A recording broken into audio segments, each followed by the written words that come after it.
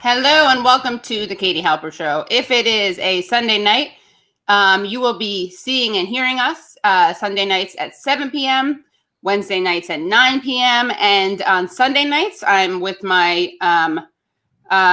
Jesus-like co-pilot, Jack Allison. He even has the beard and the long hair. Wow, yeah, Christ-like in so many ways. In so many ways. Persecuted like Christ in many ways. Yeah. Thank you for saying that. Someone had to say it. Well, I'm glad to be here. Always glad to be here every Sunday. Yeah. And I just want to give a shout out and wish happy birthday to Nando Villa, my Wednesday night co-host. Oh, happy birthday. And also Vanessa B. Mm-hmm. And Cardi B. Whoa, Cardi B, I saw that. Right. Yeah. I and Jack, just so everyone knows, is the host of Jack AM, the Twitch show, and of course of the Struggle Session podcast. And we're actually doing another live show for pretty soon, right? When is that? Yeah. We could announce it. Maybe the 23rd or something like that. Stand by. Yeah, we can look it up. I have to look it up. Let me try to find it here. This is two amazing guests on today's show. We have Stephen Reisner, who is a psychoanalyst and also with Physicians for Human Rights. And he's also the host of a really good podcast called Madness. And the tagline of it is where psychology and capitalism overlap, collide. Is that it? All right. That's it. It is the 23rd, and we're going to do it at Littlefield. It's another online show. It's going to be great. Yeah. And make sure you guys all subscribe to Stephen's podcast. It's called the Madness Podcast. And then we're going to have, before Stephen, though, we're going to talk to Ken Klippenstein, very good journalist who has done excellent investigative reporting on lots of different things. And he's always getting scoops and the FOIA king, the FOIA master. The leak king, the king of so many things. He's leaking. He's FOIA king. And he's not. Oh no, he's not leaking. He's receiving leaks. Well, but he's the leak king, but he's receiving. Right. He's the one receiving them. Yeah. Right. Yeah. Yeah. Right. I was just trying to make. I was self. If anything, he's the little boy with the thumb in the dam. From the Dutch. Folktale or whatever. Right. He's right there at the edge of leaks. Right. Like the Dutch boy. Does the Dutch boy block the leaks? I believe I don't remember the story, but I think that the Dutch boy has his thumb in with the leaks. So yes, he's blocking the leaks, but it's also the prerogative of the Dutch boy to make the leaks come out. You know what I mean? So I think that Ken Klippenstein is quite like the Dutch boy. Got it. I think he, you know what? We got to find out if he's Dutch. Yeah, well, maybe we'll find out. We'll find out later today, maybe. I always thought he was Jewish, but the thing about German last names is they can go either way. They're bi-curious. Yeah. I always thought he was a Krasenstein. Oh, well, if he was a Krasenstein, I would have him on every week. I would just do a show with him called Krasen Around. As you can tell, this is a very pre-prepared monologue. I'm not quilling anymore. Someone asked me if I was on Dayquil. Someone very nicely in the chat said I was a mess the other day on Useful Idiots. Thank you. I love hearing that positive reinforcement. Yeah. That pat on the back for powering through, though I was sick. What's interesting is that I took a Dayquil during the taping, and I think you hear me improving over time. Mm-hmm. Like, the Dayquil is good stuff. That's good stuff. And I didn't take it early enough. I kind of didn't think of it, which don't tell Matt Taibbi. Well, he knows because I took it live in real time. But that was my second dose. Yeah, that's what it is. So you hear me, at the beginning, I'm talking like this, really. And then over time, I kind of get decongested. So quite a week this week. Well, Trump didn't die. So that was like the big headline this week was that Trump is still with us. He's still with us. Chris Christie's still with us for now. Who knows? Katie, by the end of this live stream. We had Matt Crispin on Struggle Session for a commentary of They Live. And he said on that episode, I don't think it's out yet. It's coming out very soon. But he said, like, after Chris Christie and Donald Trump died, like, Maybe I think it is fake. Maybe, and I think I agree with that. I'm like, if Chris Christie survives this, maybe I think coronavirus is fake after all this. Okay, I got it. You mean because he's in very bad shape? I'm like, if Chris Christie and Donald Trump and everybody in the Trump White House get it, and then they all just bounce back, I'm like, maybe they're right. It is a fucking conspiracy. Okay, what do I know? It's then the question becomes, whose conspiracy? Is it that Trump made up that they had COVID and they didn't? No, I think they had it. COVID just isn't real. I'm just joking. I think that I think that truly what it is they all just got the best treatment. You know what I mean? Exactly, that's really what it is they all got good shit. And even Chris Christie, he didn't even get the really good shit, the Regeneron, but he still got remdesivir, which is like impossible for normal people to get. Wow. Well, and of course, the great irony about this is that what is this experimental treatment comes from fetal tissue? Yes, I believe that Donald Trump got some stem cell research, stuff like fetal related. I don't know. Fetal related, antibody, polyclonal, whatever. I gotta get my dad back on.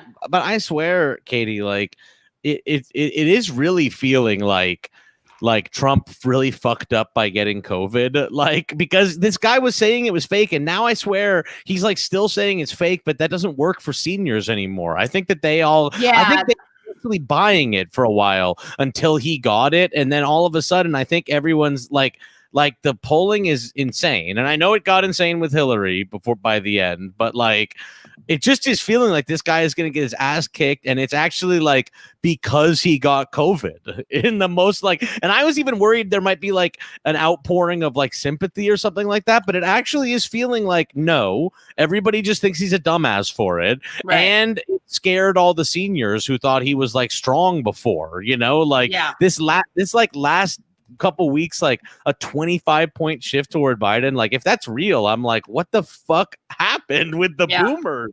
It just is. I don't have any idea.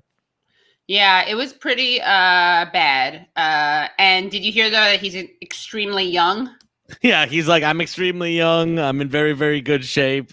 I mean, listen, that Nancy Pelosi brought that up when she was trying to form her new committee to invoke the 25th Amendment or whatever, which by the way, this new committee to invoke the 25th Amendment, it feels a little late to begin with. Yeah. And second of all, it doesn't seem like it's the smartest thing to create right before we have Joe Biden go into office. Do you really want to create the committee for exercising the 25th Amendment right before and every time Joe Biden, I don't think is fully with it. I think he is a little not all there. I can't remember who it was who said to me something who someone told me that someone had said they're doing it really for Biden's sake. They're doing it so that they can get Biden out. I don't know why. But that is exactly what it'll be used for at the end. It's with 1 month till the election, Trump even can't fucking who the fuck knows what this guy can even do? I am starting to think he's in such bad shape right now that he might not even have the Senate on his side. He was trying to push through he really wanted fucking COVID relief this week, and he really wanted that deal done. And I don't think McConnell's going to give it to him. And the reason for that is I think because Trump is a loser. I think they all think Trump's going to lose, and they're we will fuck you. We don't have any, for a while, you were very useful while you were on, you were Mr. Strong Guy getting everybody elected and everything like that. It's just his feeling he's I really want the stimulus so that I can get reelected. And it feels like the Republicans might be then starve. You know what I mean? I just have no idea. I feel they're so committed to not giving anyone any assistance that they're going to be fuck Trump. Well, yeah. I mean, I think that's it. I think it's almost maybe the other way around, though. It's also they're so opposed to giving anyone assistance that they don't now that if they think Trump's a loser, it's not but for Trump, they were going to be happy about the assistance. It's just now that there's no They might have been willing, pay. like if Trump had tried to do this months ago. Also, he's just such a fucking dumbass because like he could have got this done. He could have got everybody another check right before the election if he wasn't like a procrastinator, idiot, dumbass. You know what I mean? Like 2 months ago when like he was still had a handle on the party and everything like that, McConnell would have just like done it for him. But now like in his last month when he just got cooties and he looks weak, I'm like, yeah, they're not gonna let you like do stimulus. It's just not gonna happen. And also, I mean, I mentioned this on Useful Idiots, but everyone should listen to Jimmy Dore's video. Listen to or watch Jimmy Dore's video on Kara Swisher interviewing Nancy Pelosi because it is. Did I bring this up on this show before? I don't think so. It is stunning. It's just stunning because Kara Swisher is not an enemy of Nancy Pelosi. She starts out the interview talking about how powerful she is and how her powers are awesome. And she asks Pelosi, like, what are you going to do? What tools are you going to use with this madman?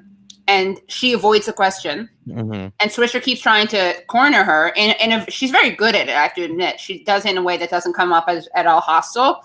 And she has nothing to say. And then Pelosi, she even asked Pelosi about who the audience is for her theatrics. Again, not in a way that Pelosi realizes is like an own. And then she also, at one point, Pelosi says he wants to give out checks with his name on them.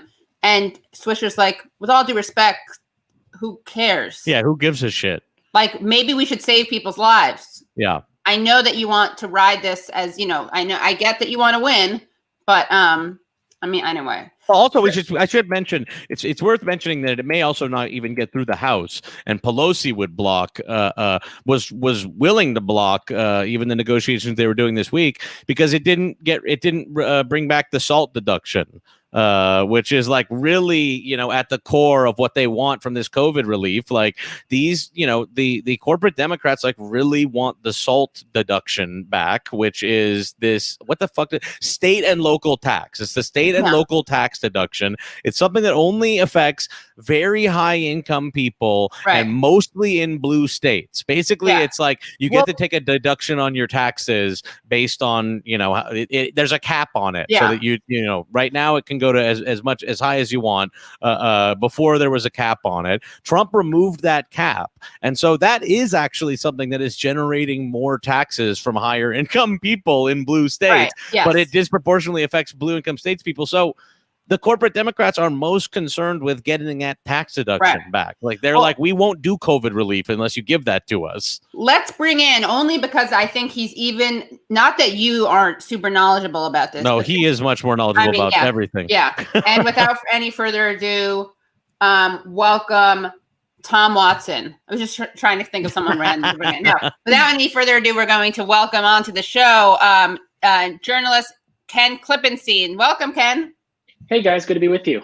Thank you. You Thanks too. for joining. Thank you so much for joining. By the way, I'm going to be reading the questions after we talk to Ken, and you'll have a chance to ask him some questions. And then also you're going to get to hear our conversation with Ken and Stephen. They're going to overlap for a little bit, and then Ken has to go do more work, and then we're going to get some alone time with Stephen. Okay?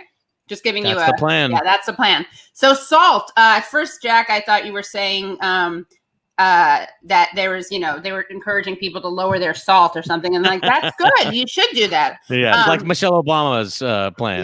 It's about the Michelle Obama thing. Yeah. Do you remember, by the way, when like Rush Limbaugh was like, she's getting people murdered by having them walk instead of drive, young kids. So Ken Klippenstein is a journalist at The Nation, and he has a recent piece. What am I saying? He has tons of recent pieces. One is about how ICE is a propaganda machine for Trump. You also have written extensively about right-wing terror and terrorism and violence and extremism. And what's interesting is I interviewed you like in May, I think, and we were having this discussion, and I'm going to release this week when I release this as a podcast, and I'll also release clips of this show, and I'll release clips of that one. But we're sitting there and we're like, why is no one talking about this? This was when there had been the shooting and killing of a law enforcement officer by Carrillo. Stephen Carrillo, and and we were like, "What is going on? We feel like we're going crazy. Why are people ignoring this?" And of course, now people are talking about it more. But tell us about your recent pieces. I think we can start with the ICE piece. I would definitely want to have you and Stephen talk about the white terror piece together. It's up to you, though. Do you want to talk about anything you want to talk about in particular? Because you're pretty prolific. What you mentioned, I think, is what's salient now, is the far-right terror threat. How do we respond to that in a way that's rational, but also not, overreach? Because, the debate now, every time I have a story about these groups doing these things, very common response is, they're not militias. Don't call them militias. They're terrorists. And I don't think that people understand quite what that means to apply a formal terror designation to a certain group. Whatever you think of that group, that gives the state a whole lot of power in terms of what they're able to do with respect to surveillance, with respect to, just stripping away civil liberties. And that debate has to happen. Everyone is just sort of throwing this term around without, as far as I can tell, understanding what that entails. Yeah. So, right. That's always an interesting conversation, that civil libertarians and liberal. It cuts a bunch of different ways. I'm actually just looking. Wasn't your article called Terror, though? Or am I making that up? Which piece was that? I can't remember. Let me see.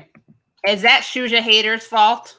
I'm blaming Shuja. Shuja, friend of the show and Nation editor. Well, this stuff is all complicated. So when you say terror, what the dictionary definition, it just means, use of violence in the furtherance of a political goal. That unfortunately would describe a lot of the violence that happens. But separate from that sort of like informal descriptor, it also refers to something that's usually done with the State Department by the intelligence agencies, a terror designation. So I think there's a lot of stuff you could reasonably describe as having a political element. The country is very fraught. It was fraught before 2020, and it's gotten much worse with the, state of unemployment. And I have to be frank, when people, say, express sort of puzzlement at the rage and the anger, it's like, obviously you shouldn't hurt people because you're mad about something, but it's hardly shocking that, like, as the country's disintegrating, people start behaving in sort of counterproductive ways, Right. Yeah. So this is, I totally agree. And this is the article is called, as Trump equivocates on white supremacy, the FBI warns of right-wing terror.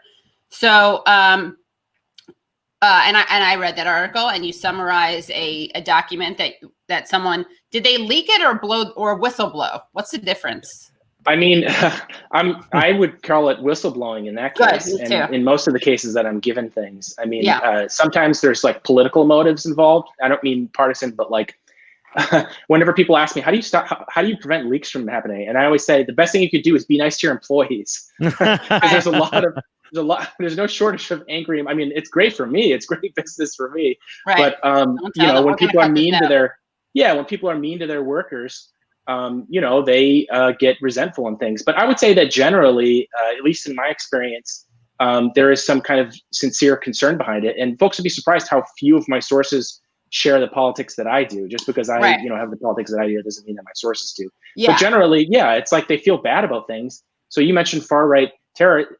People have thought within, I know DHS intelligence within the FBI, that this is a problem that is not getting the resources it needs for years now. It didn't start with Trump either. It's just intensified under this administration. Right. But so, generally I would say I would call it whistleblowing, because people are doing it and putting themselves at great risk at a time that, the employment situation and prospects are not great. They can get, if they get caught doing these things, they're very serious consequences. So I think it's sort of well-meaning concern on their part. Yeah, no, I think it's well-meaning. I was just curious about the technical definition, but that's another discussion. I'll just give a shout out to John Kiriakou, who gets called a leaker by MSNBC, and he is not a leaker. He's a whistleblower, and he's the only person who has gone to jail, gone to prison for the CIA torture program, which he did not participate in, which is American justice for you.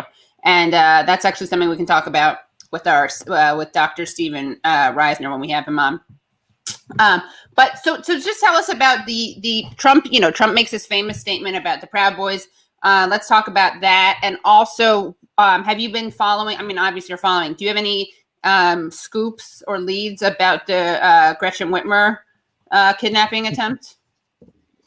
I can tell you the attitude of folks in the intelligence community and law enforcement in response to that. They were surprised and sort of grateful. They were like, "Oh, thank God, something."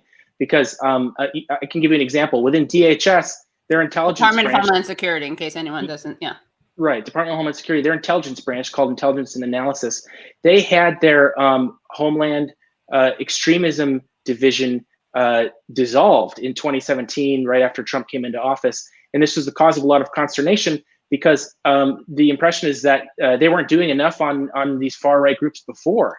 And again, I want to stress, in very many cases, the people I talk to are not by any means left-wing individuals. Yeah. So I'm not saying, I'm very sympathetic to the argument that we should be skeptical of the intelligence services. I think that's all true. But in the case of these far right groups, this sort of logistical hurdles and political hurdles within these agencies to go after them and monitor them and really respond to them in the ways that we expect law enforcement, at least in theory, to do. That's a lot harder for them to go after these groups than it is to go after a foreign group like an Iranian aligned group or some Syrian militant group, that kind of thing. Right.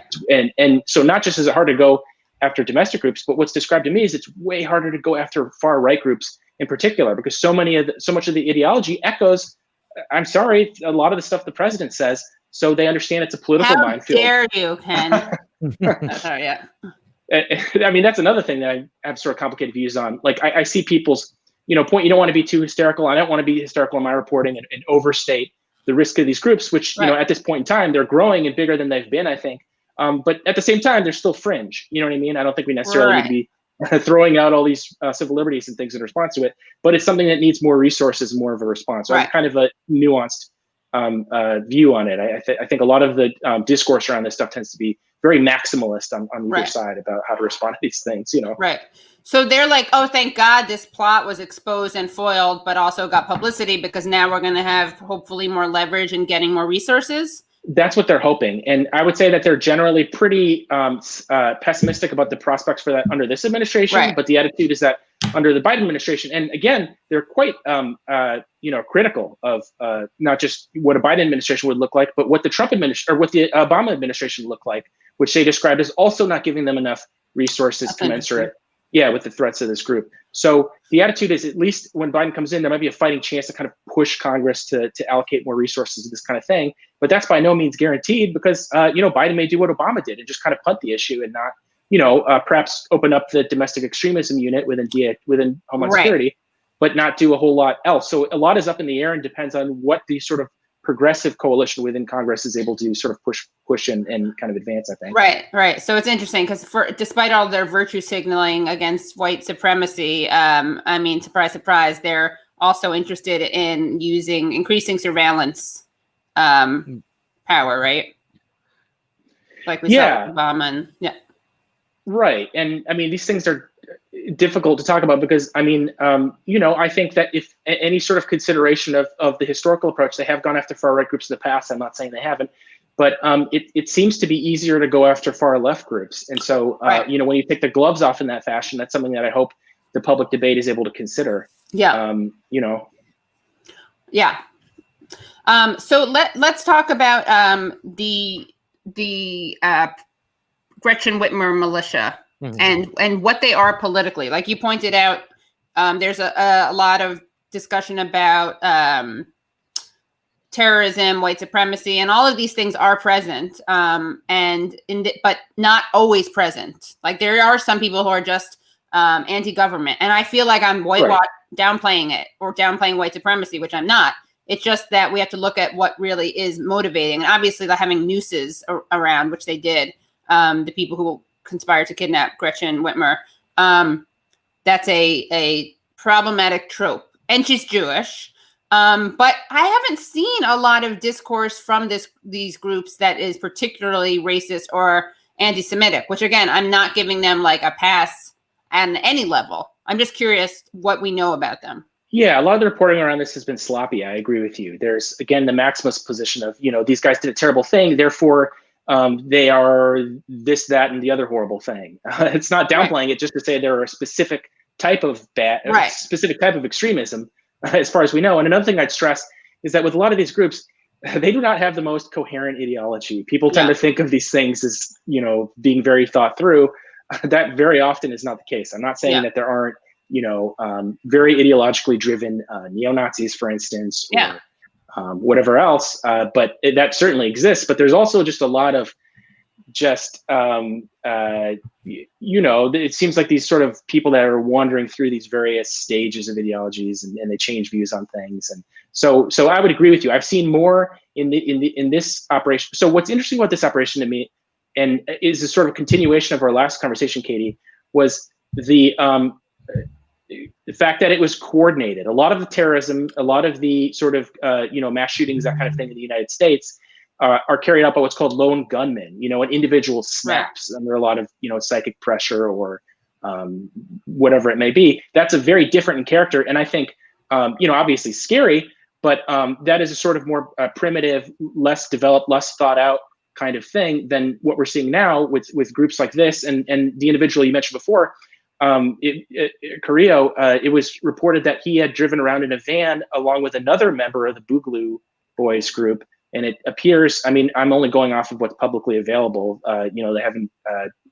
been tried in court yet. So I'll, just point out that this is all alleged by the Justice Department. Yeah. But, that they worked together, they put a machine gun together, had a silencer, and they specifically targeted. The amount of thought that went into this stuff is not characteristic of what you usually see of these sort of mass shootings. And that's what's concerning to me. Not necessarily the specific, because there's no shortage of white nationalists. There's no shortage of, anti-government extremists who, want to commit insurrection or something like that. But they differ a lot. What's really concerning here is I'll give you a few examples. So there were signs of tradecraft. There were signs of what's called operational security, where they removed cell phones from the room where they were discussing it.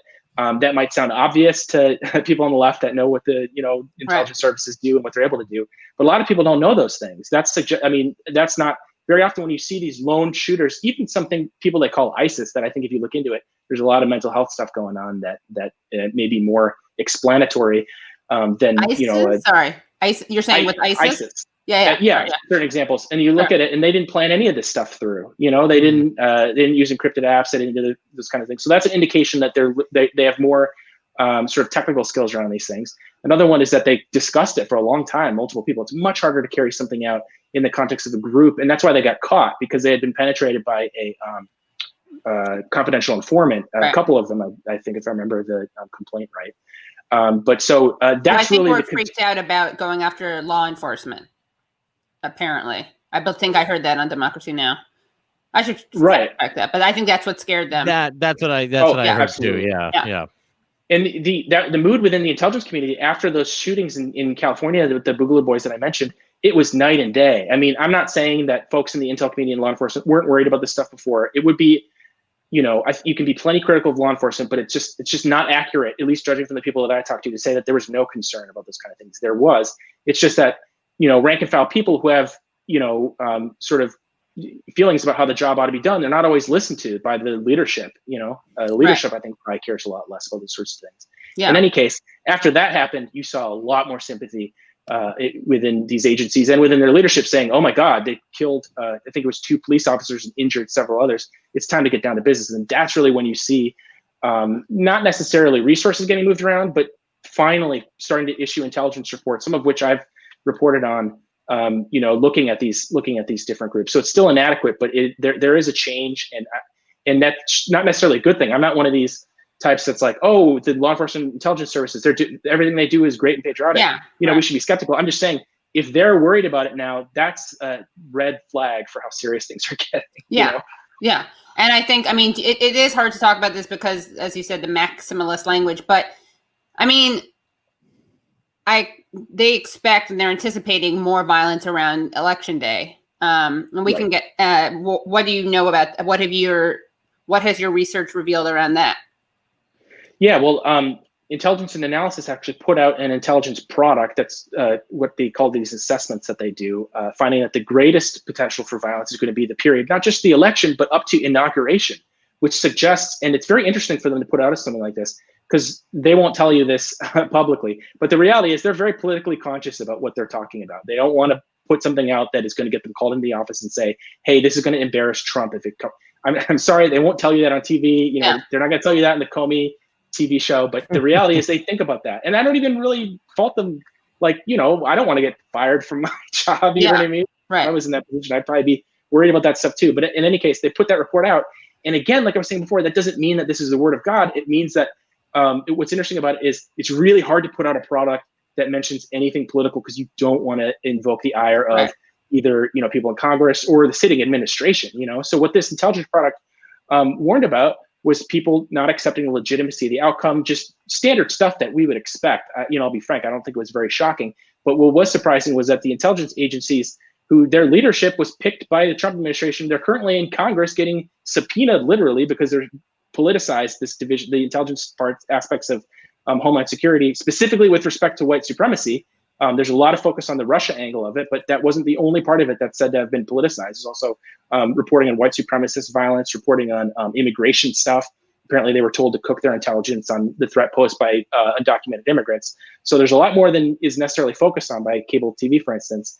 But with all of that kind of as the backdrop, it's incredible that they put out this report, and it was leaked to me. Leaks don't happen totally on accident. I'd like to think I'm good at getting stuff, but there's got to be some motive to do it. And I think they're trying to signal to the rest of the intelligence agencies, like, guys, we need to, we really need to pay attention to this. And lest anyone not know, think that Ken is being naive or doesn't question intelligence sources or narratives, you do. As you said, you have a nuanced view on this, but it's not like you buy hook, line, and sinker anything that the intelligence community leaks. Right. Like to the New York Times. And I appreciate that. There's a lot of the discourse around the left. Again, I'm sympathetic to it when people say like, oh, it's the FBI. That means there was nothing to it. I'm not saying that this militia group, we should absolutely question the Justice Department's account. And, as the trial goes on, look at and make sure that they weren't pushed into saying things that they weren't serious about. All that being said, the reality, I know the analysts and the guys in these agencies that do these things, it's a lot harder to do this kind of thing to a right-wing group that, frankly, a lot of their rhetoric is redolent of stuff you'd see online or see on Fox or see on Breitbart. It's not easy to entrap.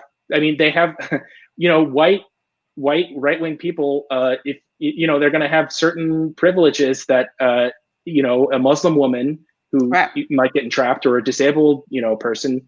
It's just a difference. It's harder to do, Again, I'm not saying that means don't question the FBI. Right. It's just like these are different. You got to consider the details of what the situation is, And it's not like the Russiagate narrative where everything is kind of fit into it and the facts don't line up, and the New York Times and most liberal media, MSNBC, just picks up on it without even questioning it. We saw that with Bountygate, right? Like there's been no correcting of that story. To the extent that like Kamala Harris brought it up in the debate, and no one was like, "Oh, that thing isn't true." Yeah, it's a very fraught situation because there's a lot of like rhetoric that the far right does that is obviously tongue in cheek or trying to like trigger liberals, that kind of thing, and they're maybe not literal about it, or maybe they don't mean it, but in some cases they do, and it's hard to know which is which. You guys are on Twitter. You see, there are memes that threaten to do the kind of stuff that sometimes happens. And,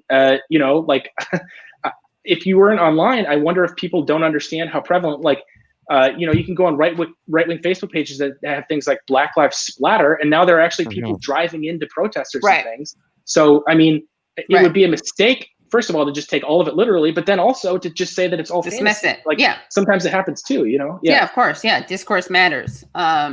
I think another thing that, I'll wait till we bring in our next guest because I want to actually talk about that with him. But I'm really excited to have you and our next guest overlap because I think you guys have very, it'll be a symbiotic conversation.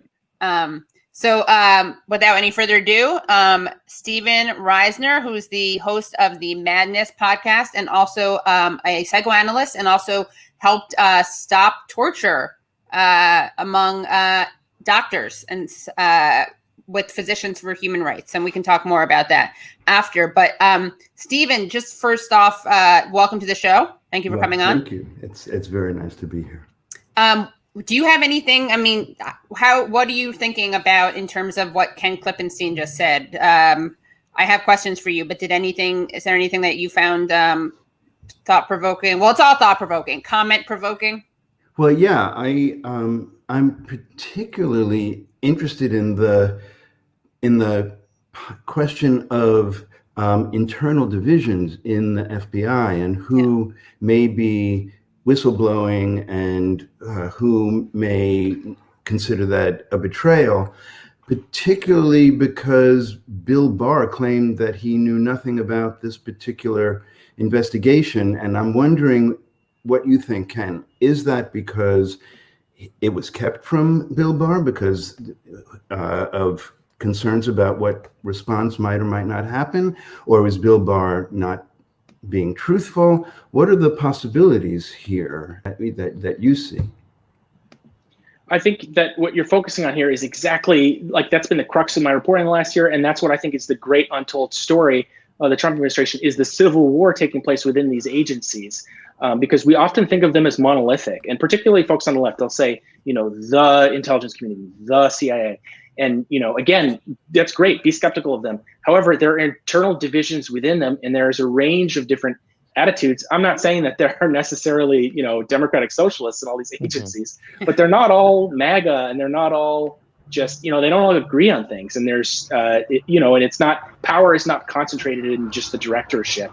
Right. And very often, as I kind of alluded to before, the rank and file are at loggerheads with the leadership because the rank and file, they have different incentives. Their incentives are more, they don't make a huge amount of money when they retire. They don't necessarily get these sinecures at these private contractors and things in the same way that what's called the senior executive staff get. And so because of that, they tend to care a little more about what the actual mission of the agency is, good or bad. And that's just a different set of incentives than the leadership has. So these guys have really been in conflict, and it cuts more than like left versus right. It's more like believing in the agency's like actual mission as opposed to what it's been hijacked to do. And again, we can be critical of that agency mission, but I think that reasonable people would agree that the agency mission is going to be a little more rational than, for instance, taking Border Patrol and sending them to Portland for a photo op, as people in Border Patrol have described to me, saying that they feel as though they're part of a big Trump election commercial. And many of them are conservatives and don't like Democrats, and they're still saying that.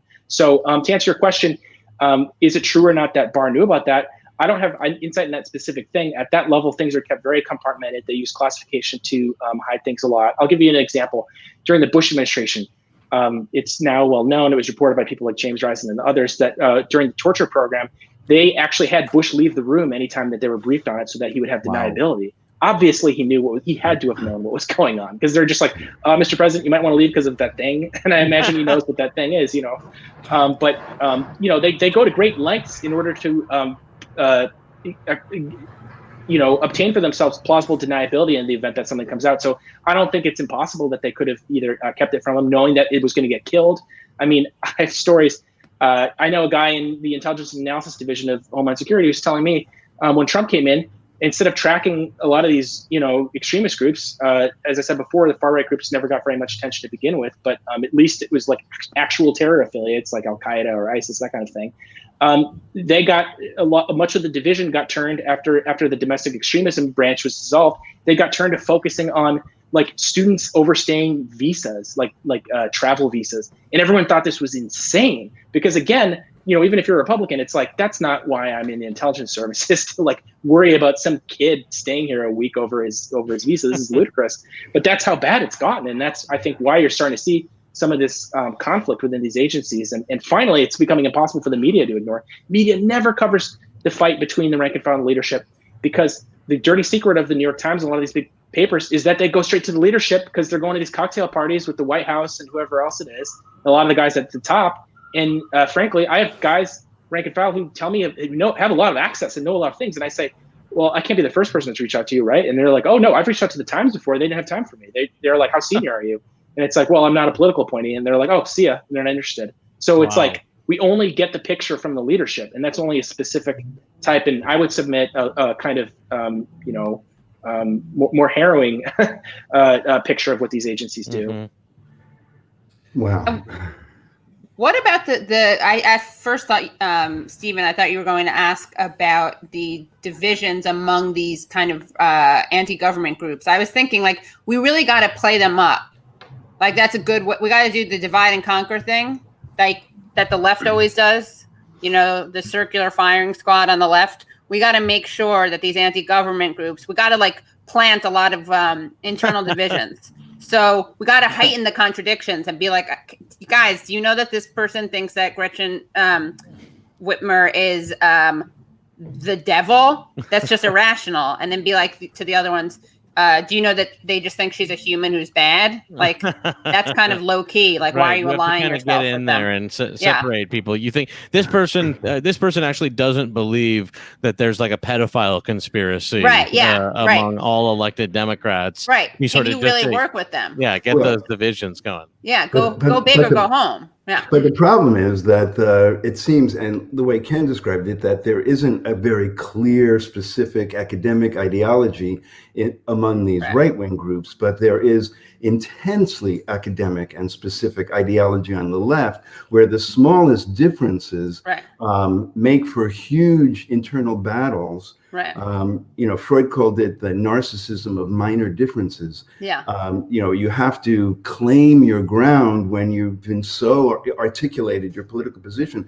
The right doesn't seem to have that problem. They get energized, they get excited, and they will join together, and their guns will point in the same direction. That's what's so scary.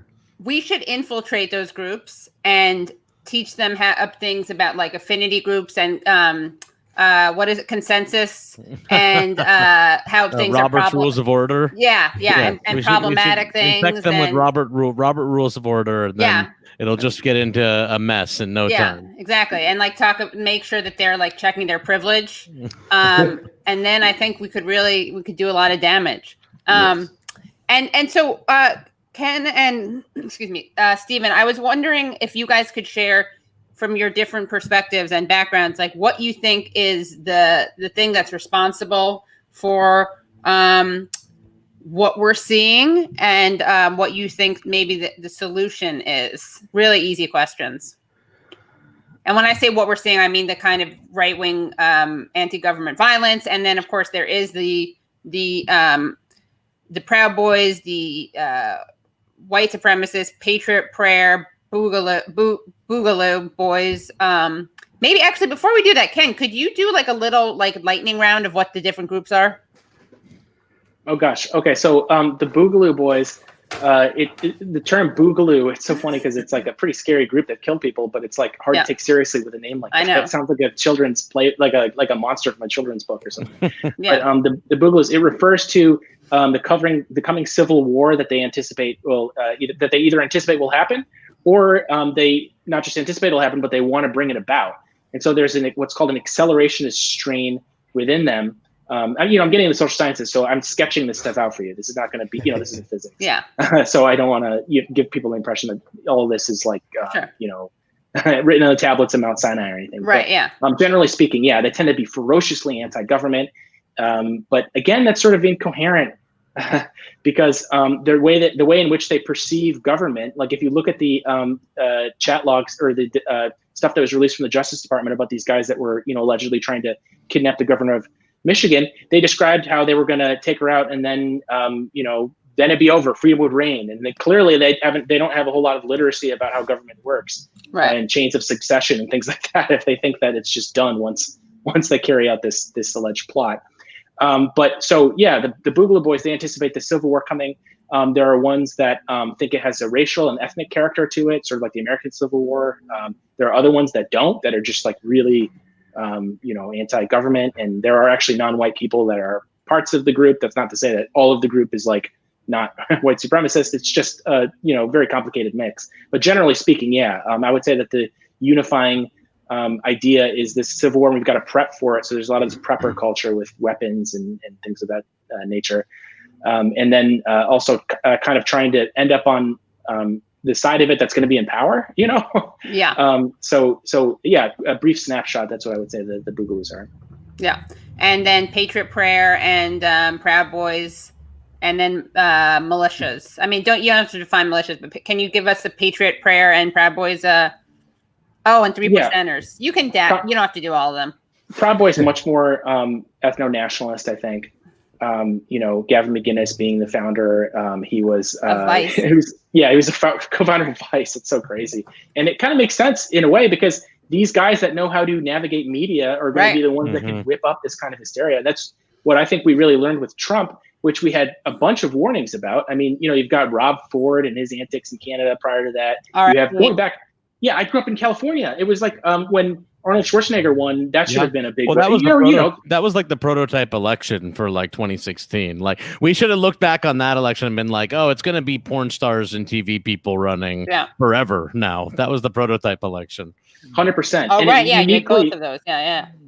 I think it uniquely disadvantages the left too, because sort of like you guys are saying, there's some not just philosophical coherency, on the left, but also like a requirement for like material concessions that doesn't exist on the right. And also there's a big technocratic liberal component to the left that is never going to allow a reality show star to run just because they think it's sort of like improper or not completely unreasonably, but like I think this will always redound to the right, and that's the lesson that we've had hammered home for over a decade now. And it seems like it took Trump for people to kind of accept this, Yeah. Okay, so that's Patriot Prayer, Proud Boys, 3%ers. I'm not as familiar with the 3%ers. A lot of these groups, there's also how do you say? There's a lot of it's kind of like cells exchanging DNA with each other. Right. Like there's people pass through these things a lot, and you might be surprised how people throw on these identities like it's like a hat or something. Right. And it's sort of scary, but it's also sort of hopeful in my view, because I think it shows that you can de-radicalize. People can change their minds about things. It's not like you're necessarily an extremist for life and it's in your bones or anything like that. Right. Yeah. Yeah. And Stephen, what do you have to say about that?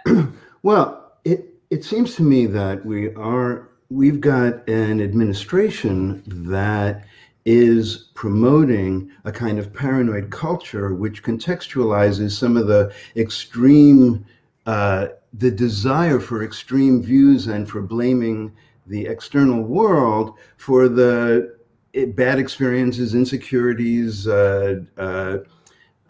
betrayals that a lot of the members of these groups feel. And it seems to me that it's sort of a paranoid personality style, a style of people who look to blame others for the circumstances that they find themselves in. And the worse the circumstances are, the more they need to blame somebody. And when you are handed a commander-in-chief, a president of the United States, who gives you justification, rationale, and validation, then you get stronger. And when you add to that the stresses of the last few years, the economic stresses, the social stresses of COVID, and the terrors that are, I think, affecting everybody, from the climate emergency and the increasing difficulty these people have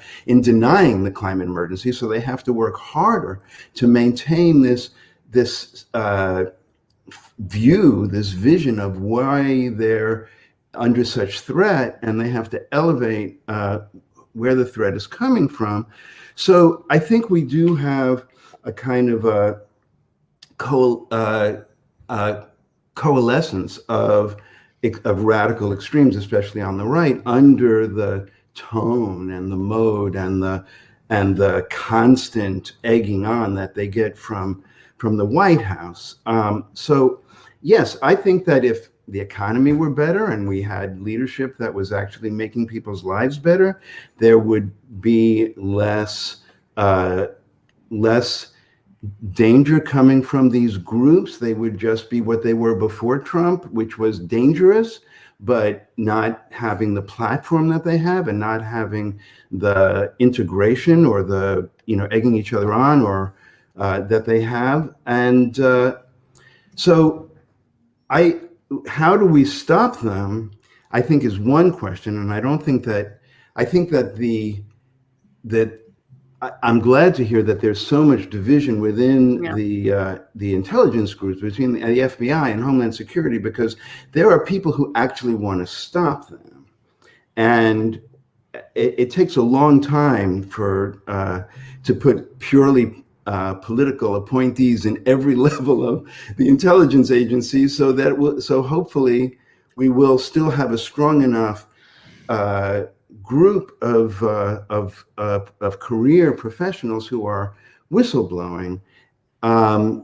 However, I think that there's also this big question. I'm very interested in what you think about this, Ken, that there are elements in this administration that might well be waiting to capitalize on some violence coming from the right-wing extremists to disrupt the election process and the post-election process. It's not just that we should be worried about violence coming from these extremist groups between the election and the inauguration, but my sense is that the goal of all terrorist groups is to provoke a huge reaction that then, galvanizes their sympathizers. And then, it's interesting.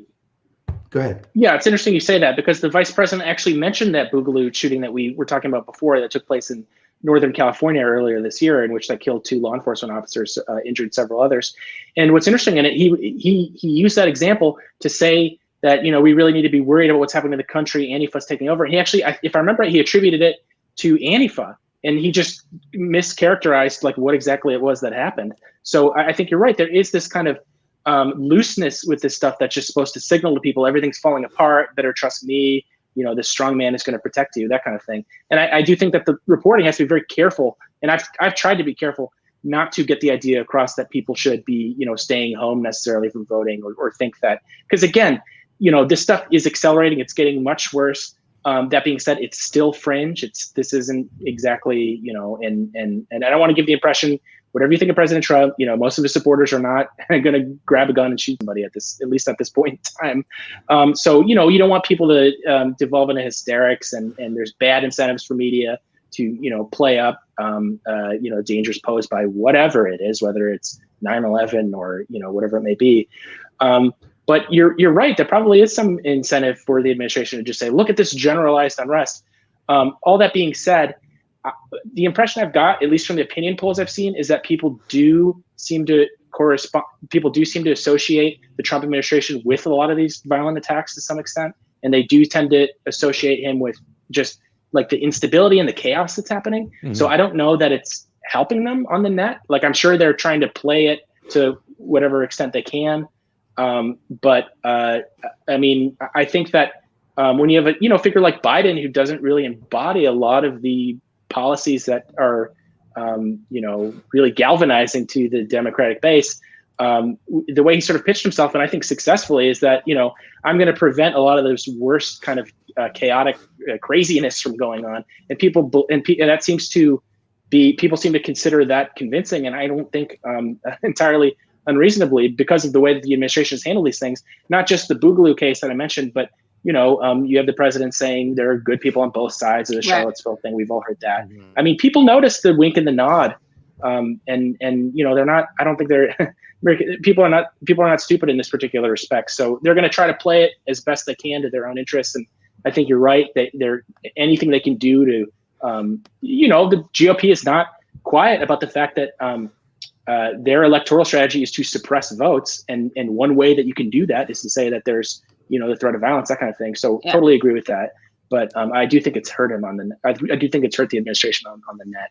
Yeah, and just so people know, by the way, because we haven't really talked to Steve one-on-one, but Steven is not someone who thinks that the Democrats are heroes and the Republicans are bad, and once we get rid of Trump, it's going to be all good. He was a Bernie person, and also one of the lines that I love from your, I believe your Psychologist episode on your podcast, the Madness podcast, was about the kind of like, I'm looking for something about the banging on pots and pans. And you basically say that Democrats also don't care about Black and brown lives. It's not just Republicans. So I just want to give that context so people don't think we have like a Mick resistance person. Not that they would, not that anything you said indicates that, but yeah. Sometimes my viewers get a little paranoid. Speaking of paranoia. Given that, I was just wondering about, Ken, you do sound like an optimist that the voting is going to determine what happens to our democracy, through the end of this year. That we actually that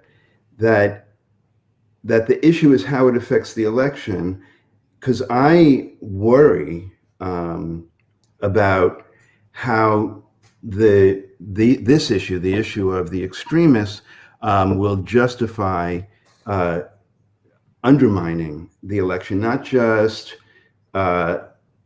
suppressing the votes, but confiscating ballots or calling a national emergency of some sort or another, or making it impossible to assess realistically some of the votes, a significant number of the votes. I just worry about this being one of the trigger points. There are a number of possibilities that I think that Trump and Barr have been alluding to, more or less directly.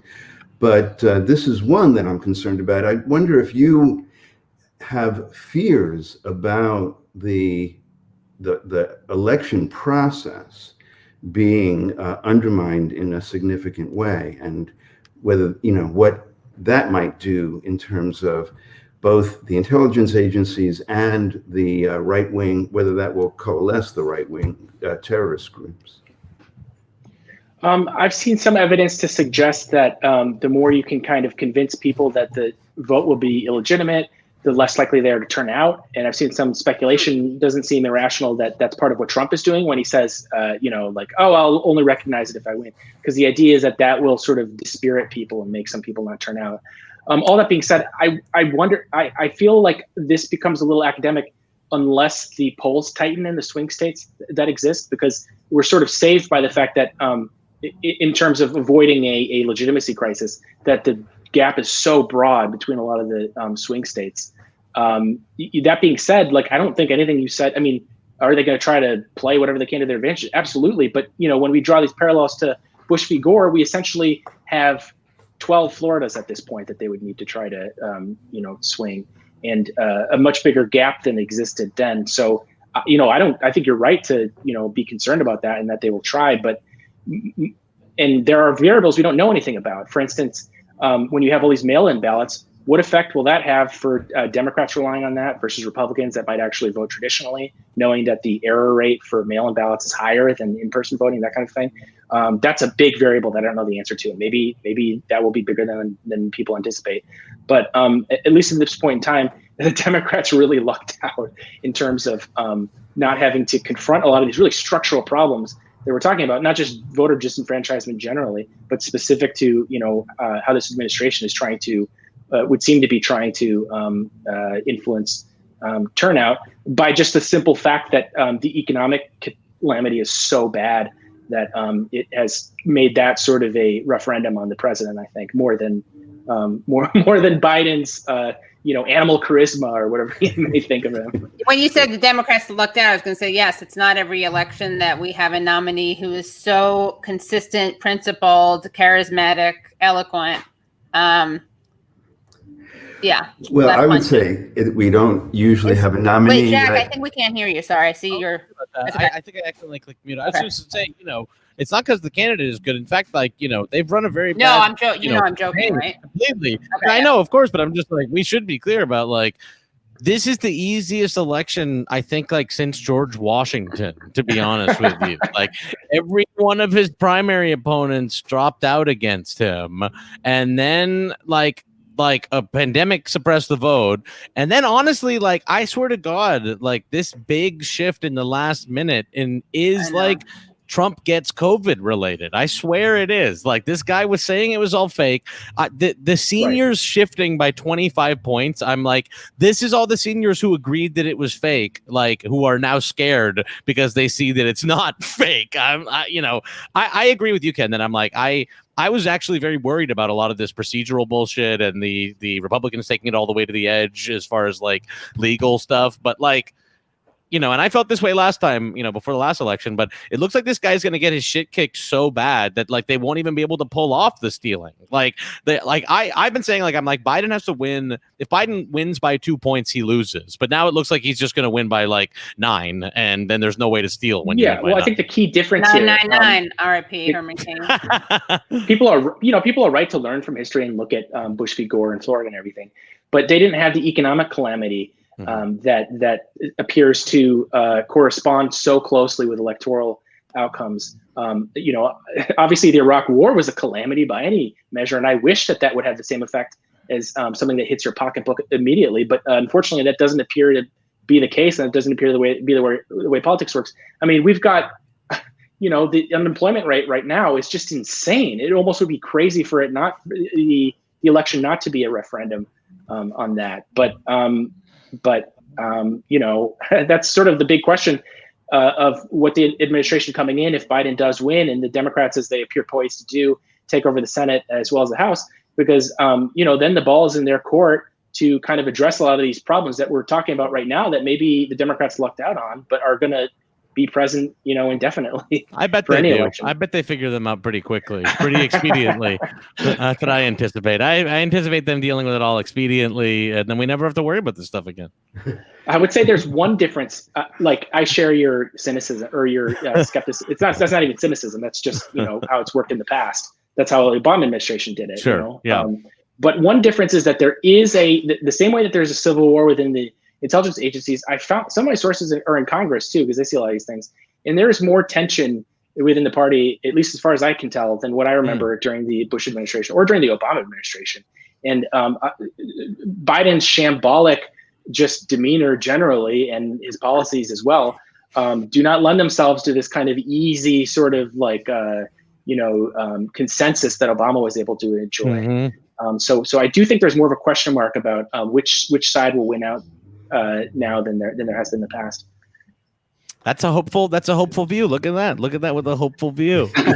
Cautiously optimistic, as you tweeted today, I believe. Oh, I was joking. I just like that. I love that language. Cautiously optimistic. That's what politicians say when they know the worst is going to happen. Right. They don't want to scare the markets. So they're like, I'm cautiously optimistic. Yeah. And then so Ken has to leave, and we're going to then have a get to talk more with Steve, which we're very grateful for. If anyone has any questions, we have time, especially if you super chat. I'll see those first. It's just the way it works. Yeah, I am beholden to my donors. But write some questions for Ken before he signs off. And anything else that you want to make sure to mention, Ken? Anything you're working on? You want to plug anything?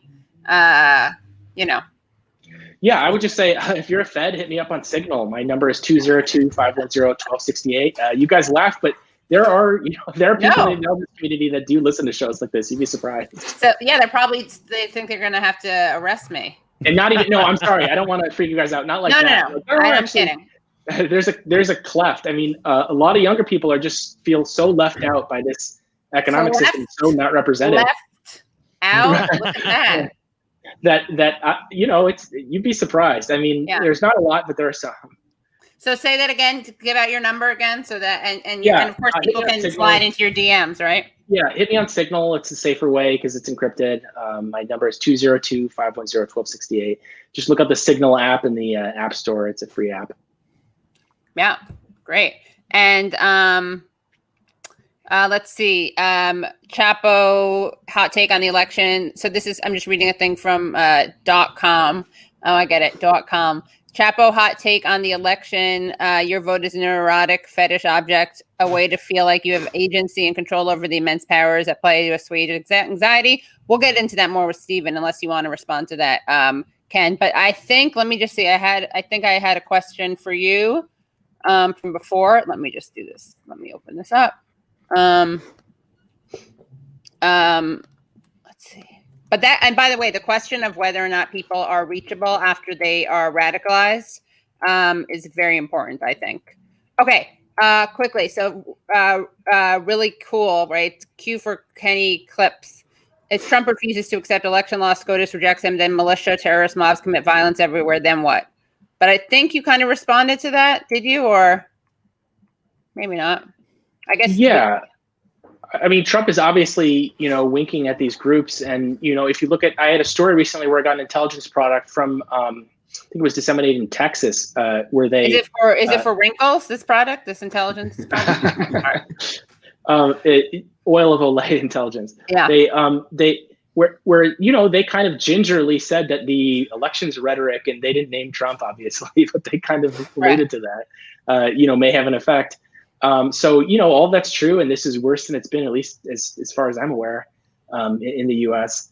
But again, just there being a referendum on the economic calamity that we have now, that I wonder if that's just going to eclipse let's be real, these groups are doing things, but it's still, I would still characterize it as this is still in relatively nascent phase for I mean, you're not seeing these groups sort of becoming local chapters and having, it's increasing the organization, but that organization is still limited, is what I'm trying to say. So I don't think, and I don't get the impression from people that the violence would have a sort of effect of tipping and changing the electoral outcome so much as just human concerns about people that could be hurt. Right.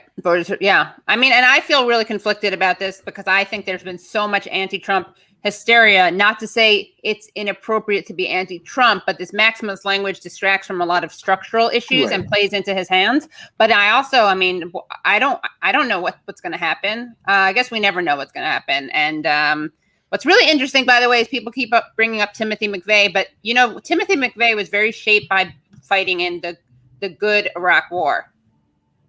These are the sorts of contexts that are not easy discussion for cable news, because it tells a different side of the story of war that it's just like, Timothy McVeigh, obviously a monster. But if what you're concerned about is, stopping this sort of radicalization, you consider some of the conditions that lead to it. Right. That's one of the most frustrating things for me, is the conflation of kind of like understanding diagnosis. I don't mean that in a literal way, diagnosis, but diagnosis with justification and catering to. That's not how it works. If you want to stop something, you have to look at what the causes are. And that's separate from a moral issue, except the moral issue of it is that you should be committed to stopping it. But it's not, you're not sanitizing a person. Well, I can show you, I've gotten intelligence reports that they themselves, this is the FBI, for instance, says, economic conditions. I have one intelligence report on situation in Puerto Rico. They have counterterror concerns there. And when they talk about it, it almost sounds like a leftist is saying it, because they're like, well, the debt situation causes people to feel as though they don't have a sovereign, representation in their government, which is like, that sounds not untrue, And so it's like the intelligence agencies, they understand these things. It's when you get in these sort of, cable news way of addressing it that suddenly you're not allowed to talk about all sorts of different components. Or leftist Twitter in a weird way too. Liberal Twitter. I don't know. There's a weird thing that happens there. And it's also like, it's so weird when people mock the economic anxiety argument angle. It's like most people, there's consensus around the fact that economic issues in Weimar Germany contributed to the Holocaust. And that's not like, it's not like if you say that, you're saying that Nazi, that individual Nazi was a great guy, or the Nazis were great guys. Right. But that's almost how people frame it today when they respond to your bringing up these facts. It reminds me too, it's sort of like, people understand that if we talk about misogyny, that this is something that doesn't just, hurt women, it also hurts men in a lot of different ways. Right. Because then they're locked into this crazy ideology of, so like, it's more like it creates a societal atmosphere that is just a sort of miasma that everyone's walking through, rather than it's like specifically like this guy didn't have money in it. Like, when we have the inequality that we do, that just creates I would think that's going to give rise to, anxiety and paranoia and fear about, different groups and things like that. So things are connected in much more of a way than I think a lot of the discourse gives credit, Yeah. And then before you leave, and then we'll talk about that more with you, Stephen, for sure. I just want to give Ken a chance to respond to this comment. Seen absolutely no discussion on the extrajudicial murder by U.S. Marshal of a citizen who received no due process thanks to Vice interview. I don't know that it was thanks to the Vice interview, although that may have played a role. I actually looked into this because I know people in the Justice Department, which is who the Marshals work for, and I was trying to find out. And they've got a lot of spooky stuff going on there with the Justice Department, not just Homeland Security. Homeland Security is easy to kick around because it's such a nakedly partisan organization. Stephen brought up a good point when he was talking about, not everyone is political appointees. What's interesting about Homeland Security is that it has the highest proportion of political appointees of any of the law enforcement or intelligence agencies. And it was designed as such after 9/11 to make it more responsive to the White House and to the president and to the commander in chief. I think that was a big mistake. I think a lot of people, even in DHS, will tell you that it was a big mistake because you end up having, for instance, the ICE and Border Patrol unions endorse Trump, which, again, I'm not trying to romanticize the FBI, but they didn't do that. Yeah. It's just a less politicized agency, and better, I think, for it. When I looked into the case of the Marshals, what I was told is that there is a culture there that is sort of similar to the special operations groups that we see operating overseas, where it's a kind of macho and kind of, I don't know how to say it, like fast and loose. They shoot first, ask questions later is what was described to me by an intelligence officer who just worked with these guys. And in a case like this, you're really, that raised a lot of questions. Like, there were eyewitnesses that claimed he wasn't armed. The guy, tweeted that he was Antifa. Was there some kind of political dimension to this? I wasn't able to find that out because this stuff is kept so close to the chest. And, it involved a small task force of people, is my understanding. But they've certainly done, spooky stuff in terms of, monitoring protesters' phones and things, which seems very politically motivated. From my understanding, I've reported on that a little bit. So I don't think it's wrong to ask these questions. But I was not able to find out what exactly happened there. But yeah, I think that's a very important question. I wish Congress would investigate it, but that's not the Congress we have. Right. Yeah. Okay. Well, Ken, thank you so much. Thank you so much for your time, and everyone signal Ken, and and DM him. Okay. Really nice being with you guys. Have a good weekend. Yeah, rest of the weekend, I guess. Yeah. Bye. You too. Bye. Great interview, right? Yeah, that was good. That was great. Yeah. Yeah. Someone said something really condescending about Timothy McVeigh being a decorated soldier and not some disgruntled rank and file. I know that, by the way. I'm not saying that you're not understanding what I'm saying. And let's see. So I don't know. Why do I do this? I always engage with these things. And PMS is a good, loyal watcher, so I'm not being critical. McVeigh was on General Storm and Norman Schwarzkopf's personal security detail. The notion that he was a disgruntled veteran is a joke. To which I will respond with a link to an article in which his friend describes how shell-shocked he became afterwards. And, we can litigate this another time when I've looked into it more, when I can bring the receipts. But there it is. All right. So, Stephen, what do you think about that discussion about how structural conditions lead to this kind of antisocial behavior? It's a really fraught topic, and there was something that happened on Twitter, which should we even get into that, Jack? Which thing is this? Oh, the Walker Bragman tweet where. Oh boy, yeah. I mean, we can talk about that. Yeah. I like Walker. I like Walker too. Like, yeah. I think that. I think that thing is just a fucking mess from every angle. Like, Walker shouldn't have tweeted that because, like, I do think that he was a tweet about, just to provide context. And I want to say that this is something, he shouldn't have done, maybe. But, like, we do things all the time that we shouldn't have done. Sure. And we shouldn't do. So just to put in that context, and people vilifying him because they hate him. Some people are criticizing him, but I think we should be a little bit more charitable. It's like what we talked about cancel culture last week, where it's like, there are people who legitimately are upset by it. Yeah. Then there are people who are like showing solidarity with those people and are trying to like also be like, I'm mad with you. And then there are just bad actors who hate you and hate Walker or whatever, who are trying to rile up everybody on both sides. You know what I mean? Who are like, I hate this guy. This is the good chance to like get the knife in. You know what I mean? Yeah. And this was basically, just to summarize, is that he tweeted a photo of one of the guys, Holmes, who was involved in the Whitmer kidnapping attempt, and said something about like, let's not pretend that, economic factors don't play a role into this, because it was like, it's a house sort of in the South. And here's the thing. And so everybody got really mad at him. They're like, I'm from the South. I'm from rural places. This person has two trucks. Like, you don't understand rural poverty, blah, blah, blah. And, here's the thing.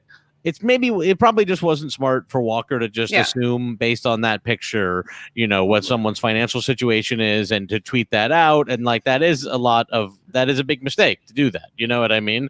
The point he's trying to make is not wrong, and everybody that and a lot of people got on his case just don't like that point, and we're trying to fight about that. However, I also do think that it went so far, because first I saw a lot of people being like, this is a rich person in a rural area. And then I saw a lot of other people people being like, am I losing my mind? Because I'm looking at these pictures and both of these trucks are cracked in half. They're all rusted out and stuff like that. So it's let's everybody stop making assumptions about what the financial situation is here. Walker should have just said financial stuff, economic stuff plays a role in this. You know what I mean? It didn't need to have the picture up there. But then everybody trying to get on Walker and be like, look, these guys are rich. I'm like, well, you also don't know what the fuck you're talking about. I know. And also, why this argument that it's bad it's bad to be a socialist or a leftist if you're rich. I'm like, do you understand what you're saying? You would rather someone be, what they're trying to say is oh, they're just posers. It's as opposed to you, who comes from whatever background and is a neo-lib, you have shit politics. Good on Walker for having good politics, despite it not being probably something he was raised with. Look, I respect class traders. You know yeah, exactly. I do they hate FDR also? It is what it is. Probably hate him.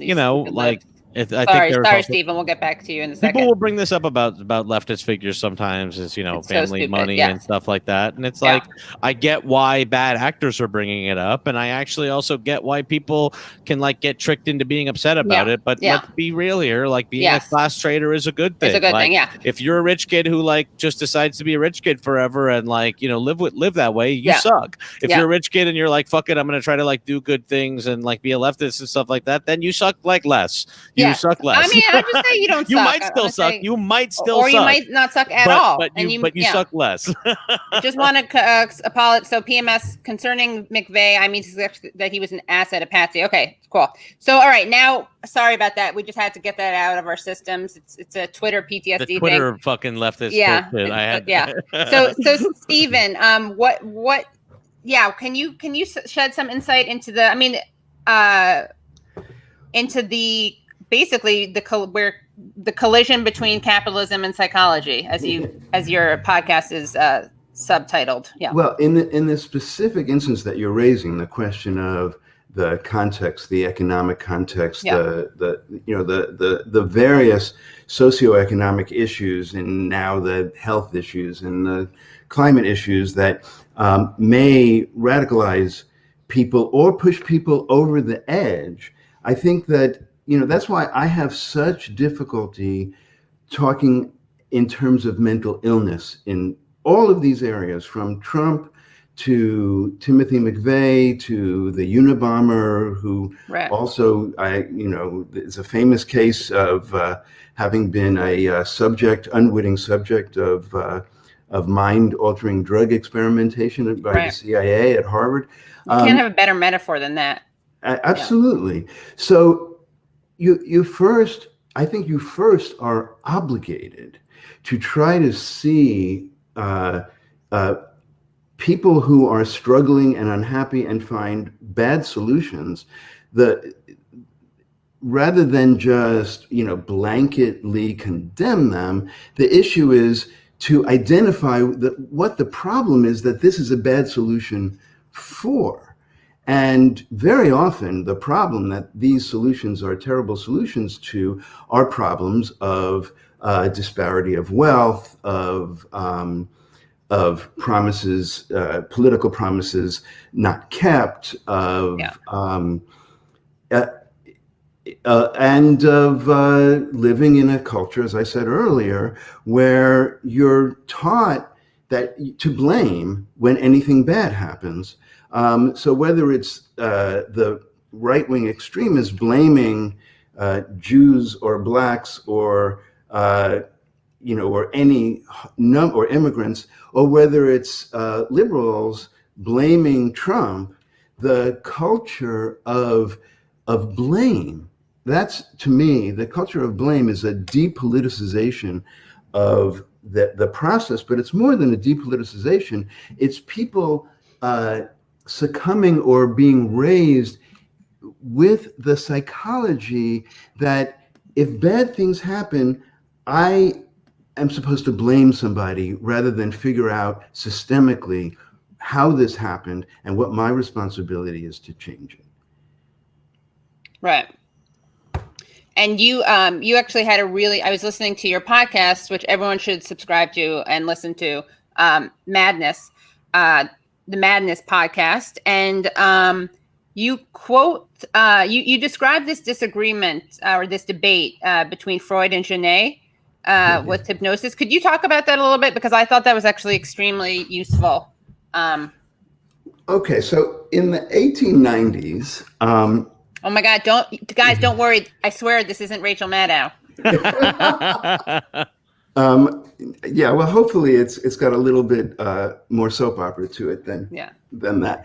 Right. So in the 1890s, the center of studying hysteria, particularly hysterical women, was in Paris Charcot, who basically believed that only women could be hysterical. And we are very funny. Sorry, couldn't help it.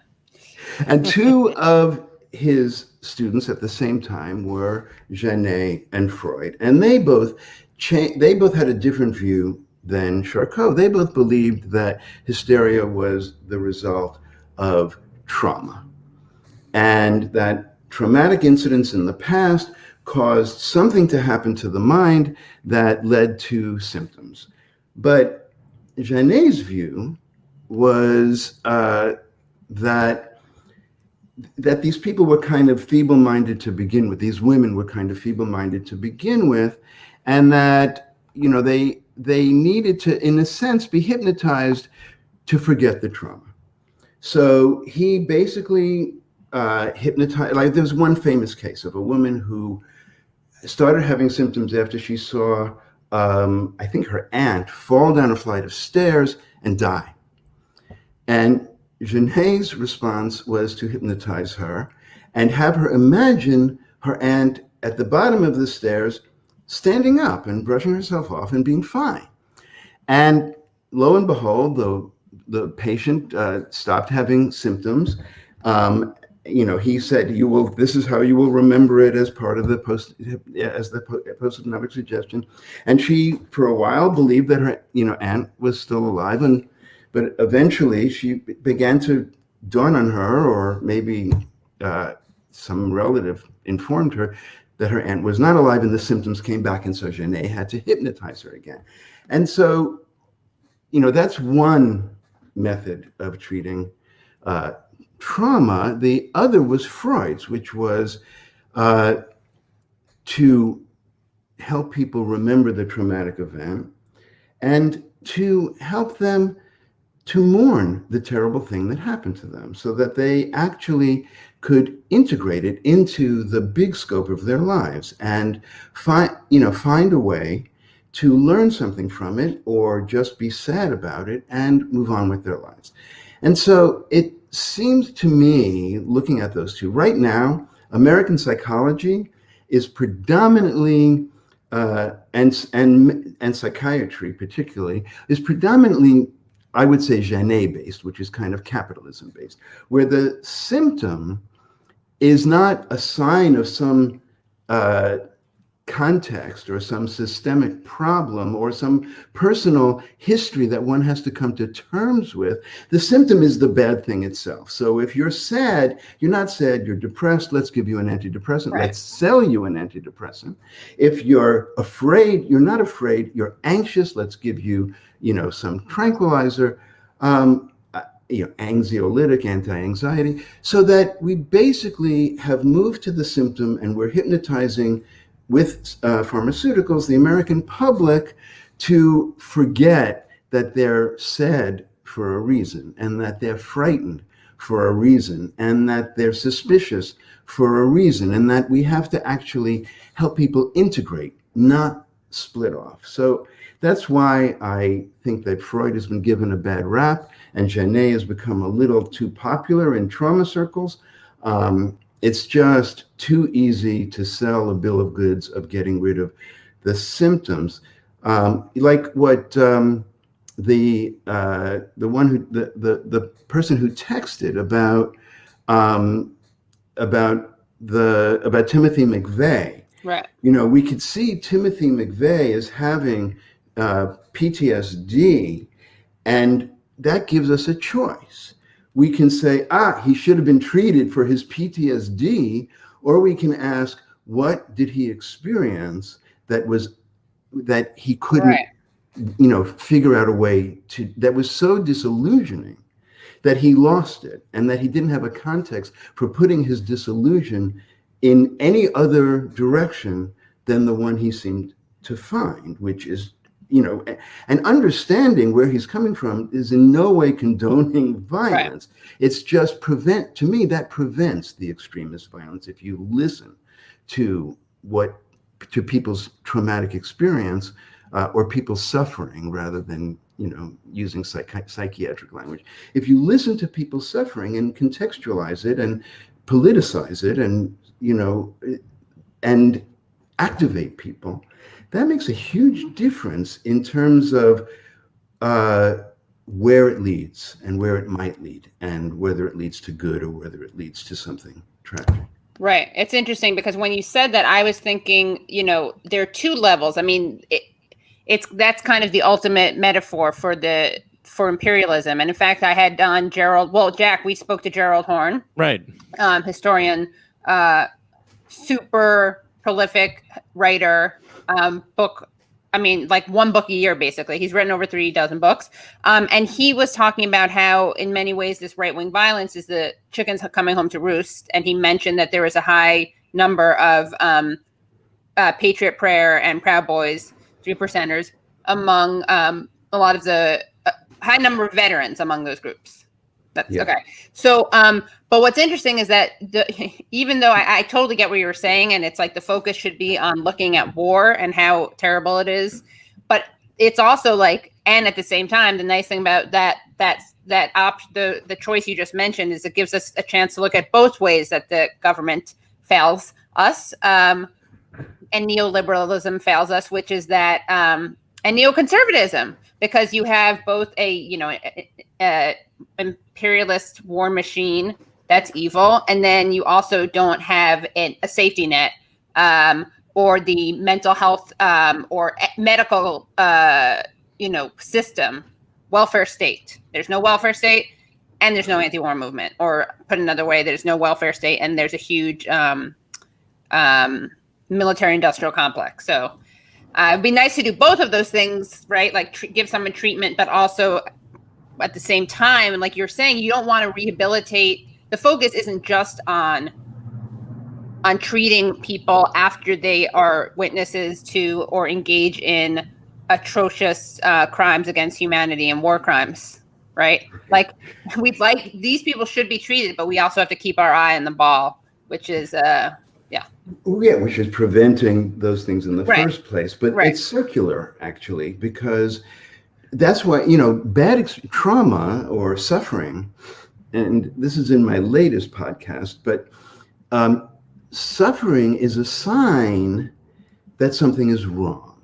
Trauma is a sign that something is wrong. And if you are listening to the traumatized, or if you're listening to the sufferers, if the soldiers, if you have huge numbers of PTSD cases, then that is a sign, of course, it's the wrong end of the timeline, as you're saying, but that's a sign that something is really wrong with this war. We can debate whether something is wrong with every war, but something was really wrong with, the Bush wars, for sure.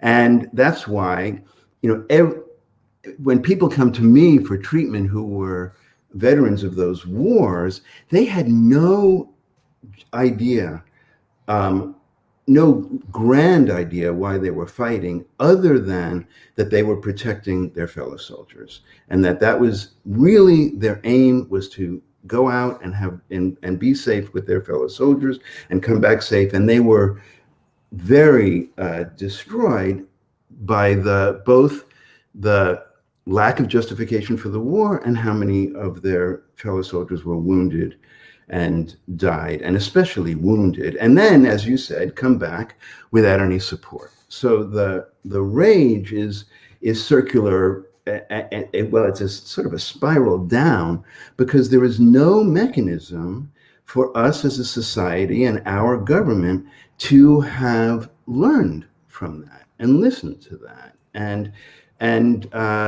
had a reckoning, a moral, political reckoning of those wars and what we have done and continue to do to those veterans. So, except now that Trump is just the mouthpiece of rage for hopeless groups that are inclined to numbing themselves of their criticism of government or whatever, their big picture. They just want to numb their despair. They want to numb, and they turn it into rageful aggression. And he mobilizes that and directs it and validates it and justifies it and names the enemies. Right. And that's right. Names, yes. Yeah. It names the enemies, just the wrong ones. Yes. Right. Well, he's naming the enemies that are purely in his interest. Yes. Well, right. Yeah. I mean, something that we talk about a lot, and Jack and I both talk about, is how, Sanders and Trump both tapped into this rage and just directed in totally different ways and different locations. Yeah, and how Trump was able to diagnose the problems, but then he offered the wrong solutions. Right. And like Hillary went around sort of saying there are no problems. Bernie, did diagnose the problems and offered correct solutions. Right. But people at least want the problems to be diagnosed and not just ignored. Right. They want to feel like they're seen or heard. Yeah. What I found with Bernie is that he didn't just mobilize rage. He mobilized a kind of moral truth. He mobilized a kind of alternative history and future of a different society that actually fulfills the promise that Democrats have been making but haven't been in the least bit interested in fulfilling since FDR. And that's why, because they weren't jaded, he had such broad-based support among young people who heard these ideas basically articulated by a politician for the first time. And when you're not jaded and when you're not brainwashed by neoliberalism, this actually touches your heart and makes sense and allows you to think that there might be a future. Yeah.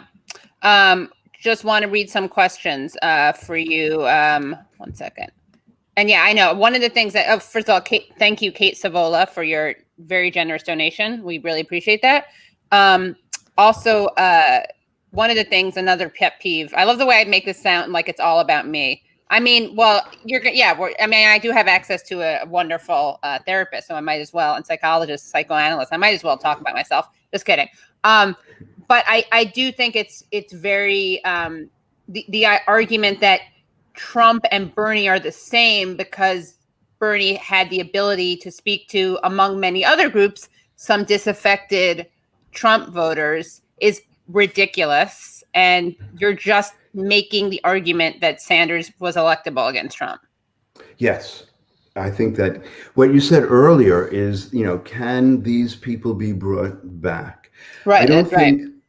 I don't think we should spend too much political capital working on bringing them back in an election cycle, but I think we should expend an enormous amount of political capital changing the circumstances that would enable them to be brought back by being recognized and by what Bernie was talking about, which is that that government is supposed to be a floor under you, not you're not on the battlefield alone anymore. You're stateside, and the government is supposed to make sure that there is a safety net and that there are basic things that you're entitled to, and you don't have to feel ashamed for your suffering, which is, the neoliberal view that basically that anything bad that happens is because you weren't playing the system well enough.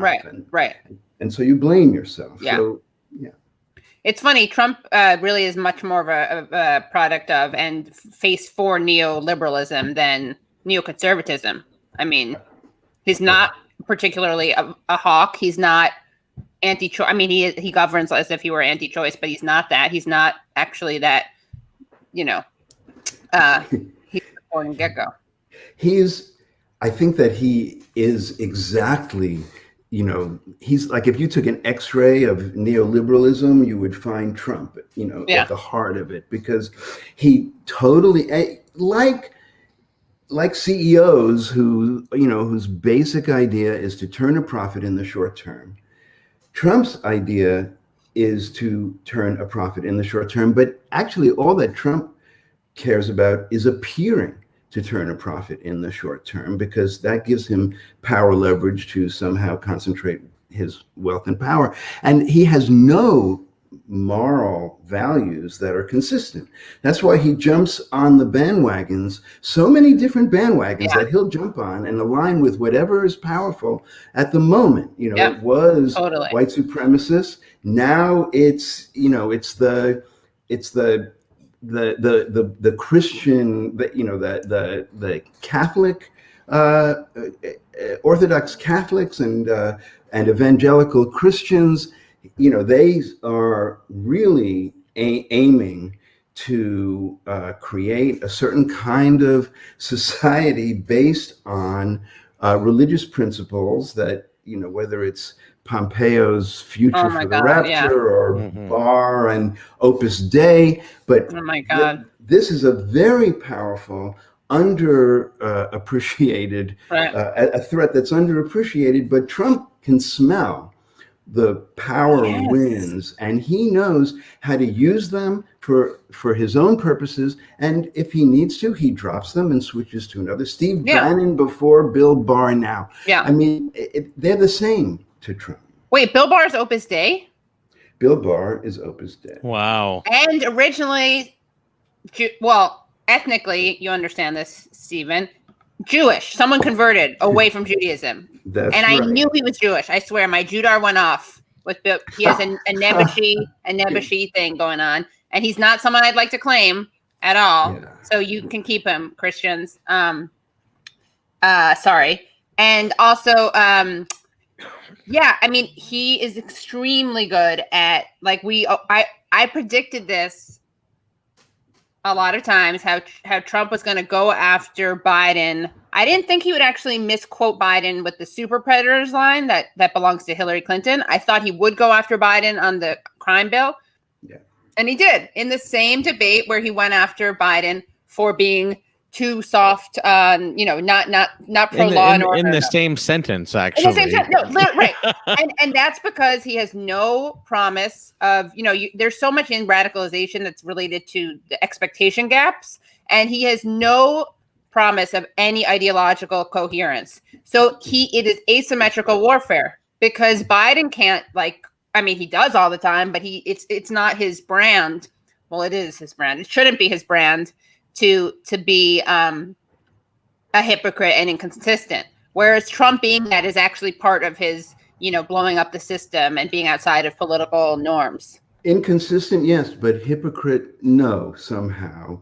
What Trump is brilliant at is exposing the hypocrisy of others, because people love to feel like everybody else who is claiming to be responsible, who is trying to do something to change the life or the world or to do good, people who feel despair and hopeless and helpless, the one thing that really energizes them is others' hypocrisy. No, right. Yes. And that's why Trump can pivot. Leftists aren't left enough. Rightists aren't right enough. You just lost the left. You just lost the left.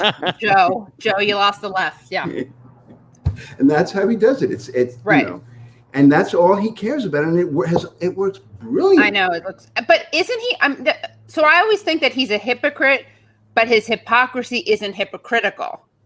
But you know what I mean? Liar. He's a liar. Right, but that's consistent. He's not a flip-flopper in that he has no ideology and has no principles. You know what I mean? But we knew this from the very beginning. Right. But to the Trump supporter, it's consistent to not be consistent. That's right. To the Trump supporter, he speaks his mind honestly at the moment, so he can't be hypocritical. Well, okay, but this maybe is a semantics thing, what's the we got the relationship between Hippocratic Oath and hypocrisy. We got to talk about that at some point. I never thought about it before, but for instance, it's hard to go after Hillary Clinton. I guess maybe not, because it's not an ideology. He's just shooting from the hip and talking, but it's hearing him criticize Hillary Clinton for using super predators while he himself took out a full-page ad in the Daily News, I think, or not, wrote a piece. He called for reinstating the death penalty after the Central Park. Full-page ad. He exonerated 5. Right, did full-page ad in the New York Times. So that maybe it's not hypocritical because he doesn't have any ideology. He's just. It's not hypocritical because he's not calling Biden or Hillary a hypocrite because he disagrees with the position that they're taking either side of it. He's just saying that they are hypocritical to their own beliefs, and therefore it takes, the emperor has no clothes, and so everybody can just laugh at them. Right. And then people are like, what about Trump, though? He's not, he's a nepotist. How dare he? It's like, that's not off-brand. That's built into it. Yeah. That's right. It's not part of Biden's package. Like, Biden doesn't run on being the guy who gets his ne'er-do-well son a job. Although we're Hunter fans. I'm a Hunter fan, and I actually think he should run. He should run more on Hunter. I really feel bad for Hunter. We should do a whole episode, a deep dive into Hunter. But I just want to read a question. Let's see, and a comment. So Lara Sheehy, friend of the show, says, the administration right now gives a coherence to conditions that were already there, i.e. a narrative that organizes into an ideology and therefore a target enemy, the left, which is dangerous because it's not just a silly little boys club. It articulates and organizes their reality / affect, no matter how hideous. And she also adds about Trump, he's a pathological liar and also a pathological truth teller about things that most people don't say out loud, which is why I call him Bad Chomsky, because he and Chomsky say the same things. Like, they will say the same things that laws are broken. We're not going to sanction Saudi Arabia because they're buying a lot of arms. But Chomsky says that to indict that policy, and Trump is celebrating that policy. Anyway, but yes. Right. Chomsky is actually interested in making the world a better place, and Trump is only interested in making the world a better place for himself and his family. So they use the same things, the same ideas, but to opposite ends. And we can talk about Trump being evil before. Oh, did I say that? Did I say that? Oh, okay. I didn't know if I said it enough. Yeah. So, but I want to get back to what Lara said, but I distracted myself. I'll read it again. And Laura, by the way, is a brilliant is she a psychoanalyst? She's I would call her a psychoanalyst. I know her because she and I are both in the psychoanalytic division of the American. And sorry, Laura, I get confused about people's different labels. And my dad's a psychiatrist, and so you and he should be on the show at the same time. So Laura, tell me, if you feel free to tell me how I should describe you, but she's great. And so what she said was, the administration right now gives a coherence to conditions that were already there, i.e. a narrative that organizes into an ideology and therefore a target enemy, the left, which is dangerous because it's not just a silly little boys club. It articulates and organizes their reality / affect, no matter how hideous. And then she says, about Trump. He's a pathological liar and also a pathological truth teller about things that most people don't say out loud. I'm just leaving the frame to close a window because it's getting cold, but I'm taking out my headphones so I can hear you answer. So, yes. Well, the piece there, the coherent narrative that Trump is peddling about the left, what makes that so painful, and when it is successful, makes it successful, is that he's joined in that view of the left by the Democrats. Yes, no, Biden is constantly affirming exactly what Trump says. He's like, I agree. These protests need to stop. That's right. They're violent, and we have to support law enforcement against the violent protests and the violent looters and all of that. So I don't know. I don't know that Trump would be as successful in claiming the narrative if he didn't have the collusion by the neoliberal Democrat wing of the Democratic Party, which is a very big part of it and is working very hard to alienate any other parts of the Democratic Party. Mm-hmm. As far as Trump being a pathological liar and a pathological truth teller, I think that's exactly right. He will lie about anything that serves him, but he also is kind of incapable of saying something that he doesn't believe fully at the moment. His brand, of course, is that he's not political, which means that he says things that are so true. This is, to me, the Hunter Biden problem is partly that what Trump is saying about Hunter Biden. I mean, even though he paints it in a huge way, it cuts because there's truth to it. Because it's true, yeah. That's right, because it's true. Right. And, he loves to tell the embarrassing truths about other people and to lie as much as he needs to about himself. Right. Yeah, it is. It's and it is his, again, we're blessed. We're lucky if, I think that circumstances have aligned in Biden's favor. But this is something that I always say Bernie was the best positioned against, because he's not inconsistent and he's not corrupt. Trump probably would have made a huge deal out of Jane Sanders' thing at the University of Vermont or wherever it was, Burlington, where it seems like she was not very good at administrating, but there was nothing corrupt. I'm sure Trump would have pretended. Right, that was a big controversy. Yeah. I mean, look, Bernie was best suited to run against Trump, but then Biden happened to get the easiest election of all time. So It's like, I know all this shit, like all this analysis ends up like not mattering. It's the most like no mattering election ever. Yeah. You know what I mean? It's like all that analysis was correct, that Joe Biden was like not in a good spot to run against Trump, and that but it ends up not mattering because Donald Trump catches fucking cooties like 1 week, a month before the election. Right.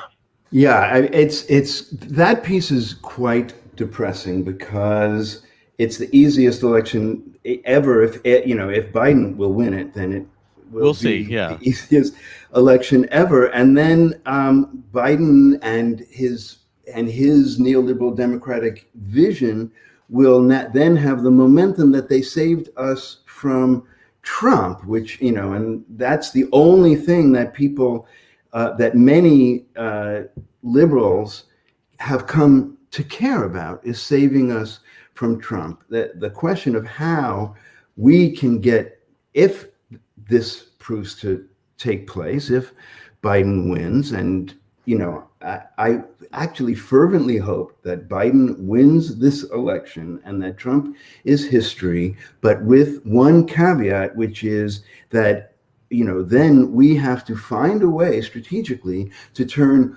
all of our progressive agenda against Biden, maybe to challenge the Democratic Party in, altogether. But certainly we have to shift and say, maybe even, okay, we put you in there, but that was because we had no choice, and the end of the world was near. And now the end of the world has been postponed 6 months. Exactly. Yeah, maybe 5 years. Let's be crazy optimists. 5 years. Yes. So so we are going to hold you to your feet to the fire to address the fact that the world on just about every level and every metric is going off a cliff. And it's going off a cliff because of the very economics that you support. So what are we going to do? How are we going to force you to actually say something and defend it against against somebody who can actually say this to him publicly? Is Bernie going to finally start challenging him again after? If not, we're getting James Adomian to do it as Angry Bernie, which he does one of the best Bernie impersonations I've ever seen. And I had him on a couple nights ago to talk about Armenia, very undercovered story. And he did this thing where he's like, I can say the things I want Bernie to say. Yeah. Which is like Joe. Anyway, it's hilarious. I can't do it. But what's interesting is that James Adomian did the Trump versus Bernie thing, which was a live debate show with him and Tony. What's his last? I can never remember. Atamanuik. And I have to say, Anthony Atamanuik or Tony Atamanuik, his impersonation of Trump was very good. He has a different voice quality, but he nails the cadence and the physical gestures. And he's so good that people now, when they impersonate Trump, they're really more impersonating him impersonating Trump. So they sound more like Tony doing it than they do like Trump. But, some more questions. Let's see. We got some more questions for you. Whoops. Sorry about this. Sam Sohonis. I'm always afraid that I'm going to read something like, what was the things like what was it like?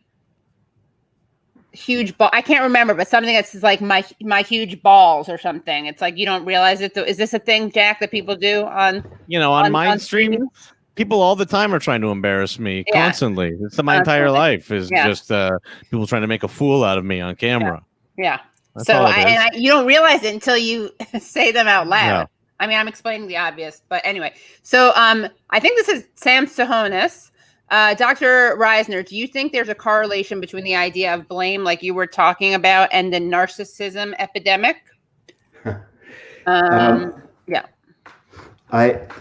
Yes. I mean, the short answer is absolutely yes. I think that we have got a narcissistic American culture, and I, to some extent, blame my generation for believing that our children and our grandchildren are not supposed to suffer and not supposed to have hardship. And so what you end up having, and I talked a lot earlier about paranoia, but narcissism is the surface, is the cover story for paranoia. The narcissist believes that they're entitled to a perfect life, and they're entitled to everything going well, and if it doesn't go well, they lost their entitlement. That something was taken away from them, and here we have the Freud question of, if you lose your, something happens that's bad to you, what do you do with it? Do you mourn and try to learn something about the world about that you're not entitled to a perfect life, that bad things happen, and sometimes you can do something about the bad things happen if you think larger? Or do we think, I'm supposed to have a good life, and if something bad happened to me, I should sue somebody, which the American way of dealing with trauma is to sue somebody or blame somebody or find somebody else who should suffer in my place. So, that there's an analyst, there's a famous psychoanalyst, Melanie Klein, who looked at this developmentally, and she said that we all start off in the paranoid position because if we have a good enough parent or not a good enough parent, the good enough parent makes us feel that we are omnipotent and everything is perfect and it's all our doing. And then we discover that the parents have their own needs and their limitations, and sometimes they, are not so totally kind. And what she called the next phase is the depressive phase. I call it the mourning phase. You have to mourn the loss of narcissism to see other people as subjects, as people who have their own feelings, and that you have to negotiate with them. And then if you're going to negotiate with them, you negotiate with them on the basis of higher values. Okay, you want this, I want this. Let's agree that we try not to hurt each other, or let's agree that if you're sick, you get an exception, but only when you're sick and not all the time.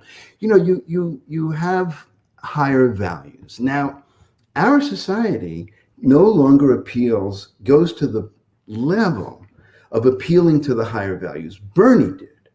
But for the most part, politicians, newspapers, and psychologists and psychiatrists, they don't go to the question of if you are sad or frightened or feeling suspicious, let's look at the other person's point of view or if you've been or you're suffering, let's look at the circumstances and see what the values are and see what we can learn and how we can reduce suffering, not just get rid of the fact that you had a bad experience by blaming somebody else. And that level we need to go through as a society. As a society, we need a kind of a mourning process, a mourning for the loss of the idea that we believe in certain goods for others, not only ourselves, that we want to, look at what our society needs. And,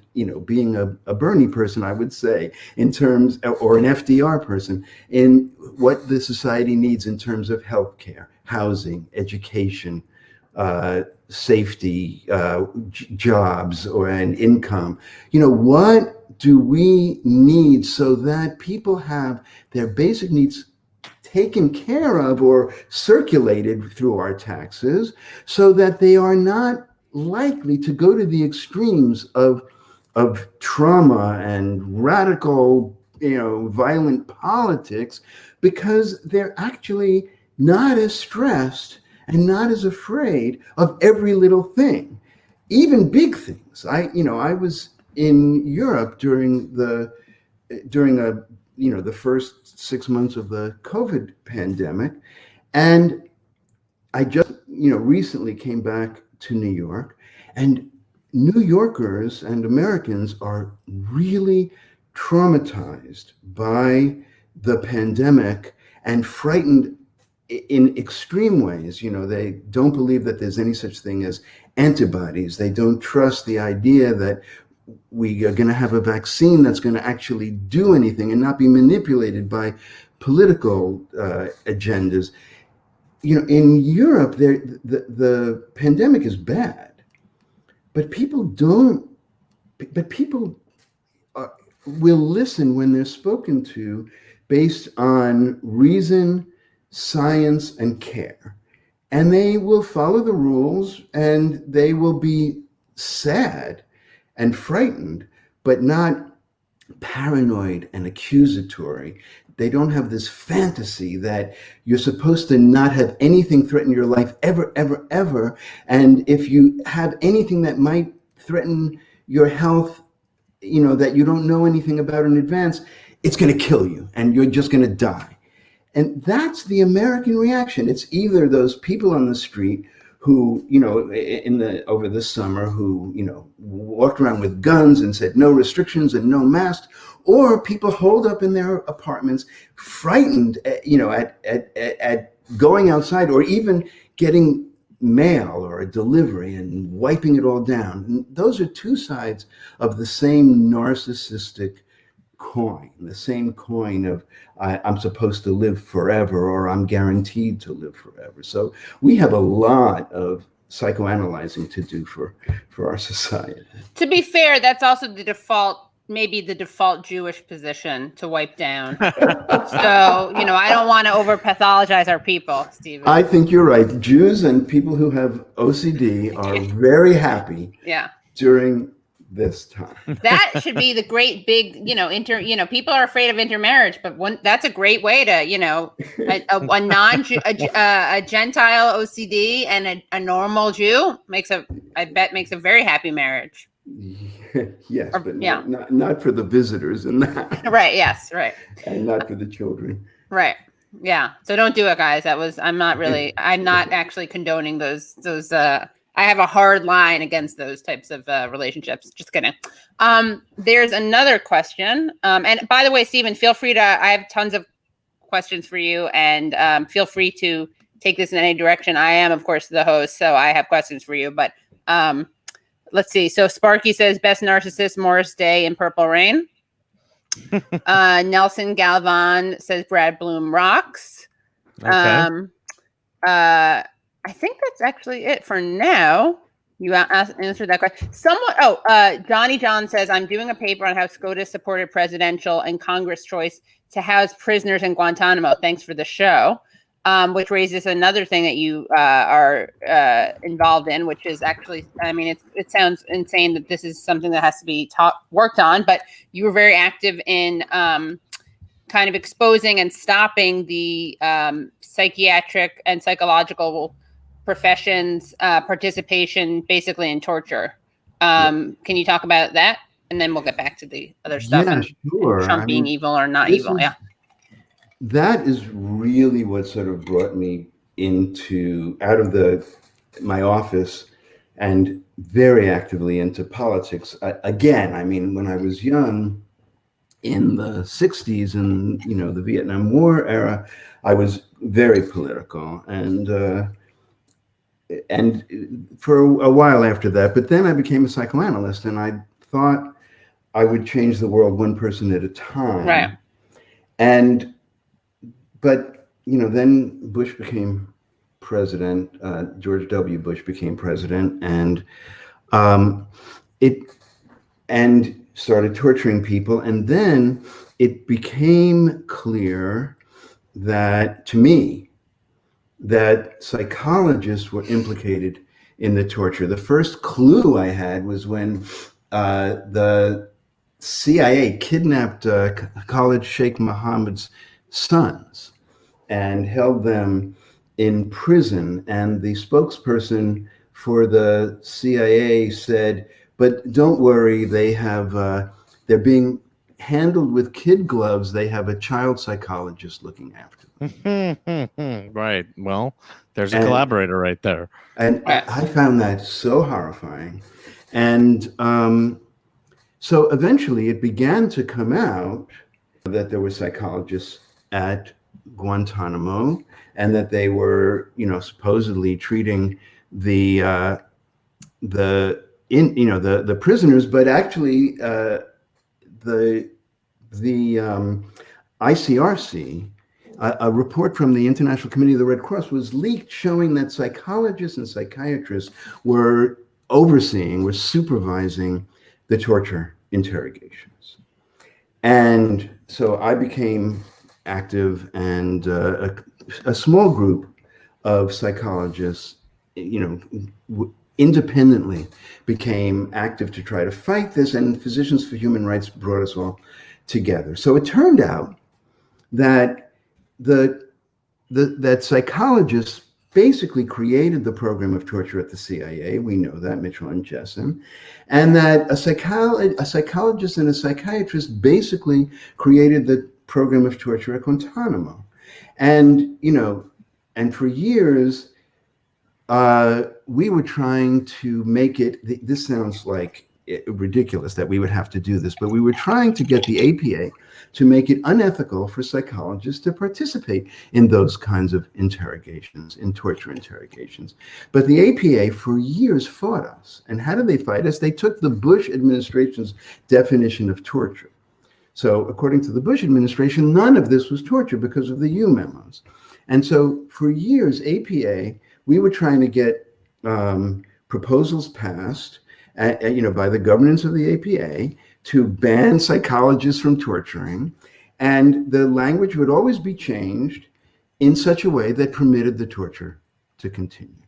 And so we were wondering who was giving the APA their language, because it was so clear that insiders were feeding the APA language. And then we were very lucky.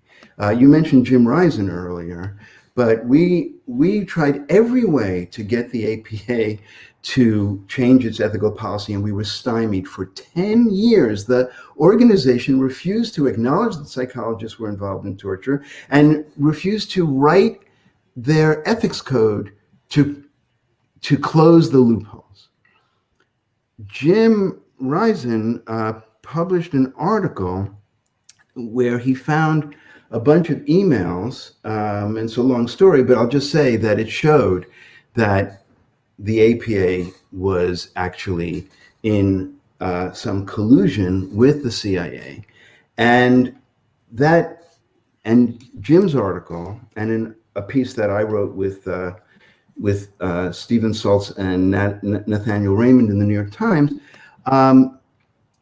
caused the APA such embarrassment that they actually invited an independent a commission to do independent research on their role. And what they discovered was that a group of operational psychologists colluded with members of the APA to feed them the language and undermine our attempts to stop APA's collusion with the CIA and the DoD. And fortunately, that scandal broke and embarrassed the APA, and public pressure caused the APA to change its ethics policy. And in 2015, psychologists were removed from Guantanamo and prohibited from even being present at CIA black sites or places where this goes. So that's the story. Yeah. Well, did that change the way you kind of saw your role? Yes. I mean, in life? Yeah. Well, I mean, I would say that since the Bush administration, the torture issue hasn't really gotten better. I mean, President Obama did not provide a kind of a moral, ethical reckoning about torture. He said that we did it, though. He did come out and say we tortured some folks. So that was fine. That was really. And he humanized them by calling them folks. Yeah. I'm not sure who he was humanizing. Yeah, George Bush. Yeah. And he said we have to look forward, not backward, which once you have this idea about terrible, traumatic events, that cause suffering or a moral stain upon, when we cross those lines to war crimes and joining the most heinous regimes of the world by torturing as a program, not as an anomaly. If you say, I'm going to just turn the page and go forward, you are ensuring that we learn nothing, right, and pretty much guaranteeing that when the same circumstances arise, that the same thing will happen. Right. What do you think, by the way, I don't know if you've been following this, and apologies if you haven't, I haven't seen you write about it or tweet about it or talk about it, but the Assange case, because Jilly Love 101 writes Assange is being tortured. And we know that the UN rapporteur on torture says that. Have you been looking into that at all, his treatment? Yeah, Assange is one of those characters that that can be responded to emotionally from every different angle possible, but there's no doubt in my mind that he is being persecuted and prosecuted to basically silence his role as a journalist. Yeah. In releasing the documents of whistleblowers and leakers, whichever what we want to call them, and that this attempt to the aim of extraditing him is a British collaboration with the Trump administration. And yes, his treatment is he has been. I mean, he was in a kind of near solitary confinement at the embassy for years. His mental status deteriorated pretty severely, and in prison, it seems that his treatment, the isolation. The UN rapporteur has this one and the previous one have determined that isolation in and of itself, for no safety purpose, right? But as a punitive mechanism, or just as I don't know what, as a non-influencing other prisoners. I don't know what their logic is, but that's torture. And isolation, even for safety measures for 15 days or more, is considered torture. That that basically you have to that this is a form of torture, and we don't know what the other ways that I don't know the other ways that they're treating him, but torture, and at Guantanamo this was mastered, even though the CIA was pretty good at a lot of this before. Sleep deprivation, isolation, sensory overload, sensory underload. These, this was all part of talking about the Unabomber, this was all part of the CIA research in the 50s that was done by psychologists and psychiatrists to help prison authorities and torturers to break down or punish prisoners. Usually it's done to get confessions. I don't see why they're doing this to Assange, other than purely to punish him for escaping into the embassy and embarrassing the British government for so many years. I just don't know, except that they are torturing him. And then so there's the torture piece and there's the justice piece. He's being extradited.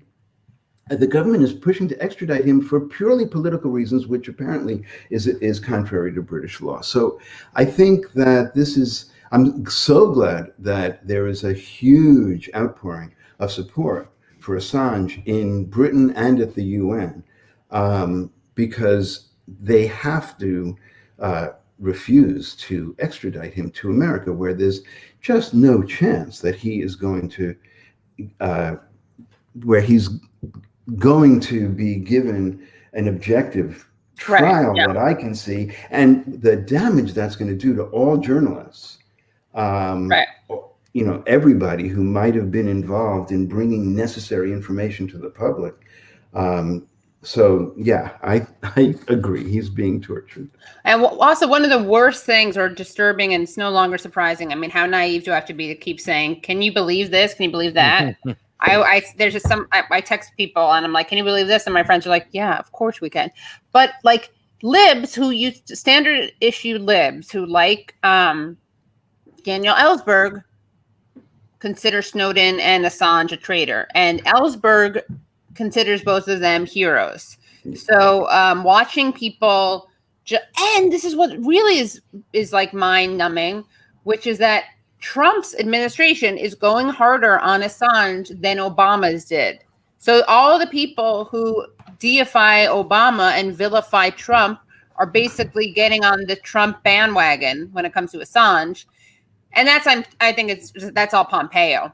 Although Trump is, as is his wont, he's totally inconsistent. I think at the beginning he said Assange should be, did he say he should be killed?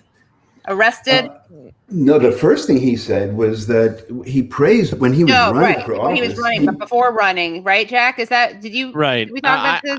I don't know about before running, but I know that Trump has been all over the place with it. I know that he said he's been like, this man needs arrested. Well, he also was praising WikiLeaks, obviously, during the election. Right, but I actually think before then he was against him. Right. Then he was obviously for him. And now he's against him because Pompeo.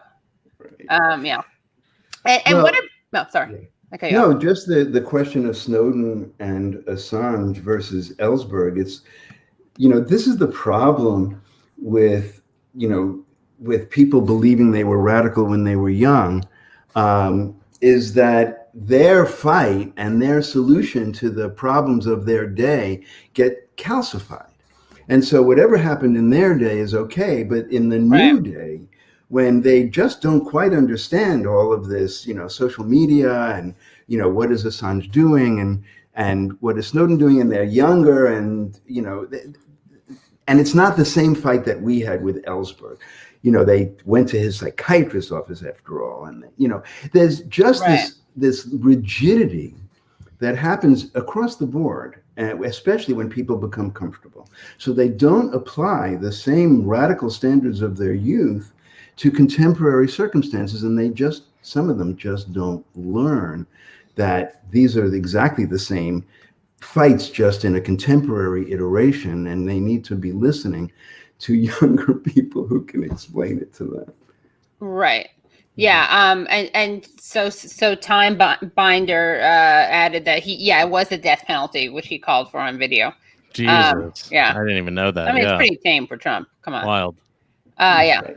Yes, but as far as the can you believe this, that just shows me anyway how extreme Trump's actions and statements are, that we can't even hold them in mind, how awful and how frightened we were by them each time they happen. So each time one of these happens, people say, now he's gone too far, or he's not going to survive this one, or can you believe even this? Well, from me though, sorry to Claire, what I should say is that 90% of the time that I'm doing that is I'm saying that about the Dems, actually.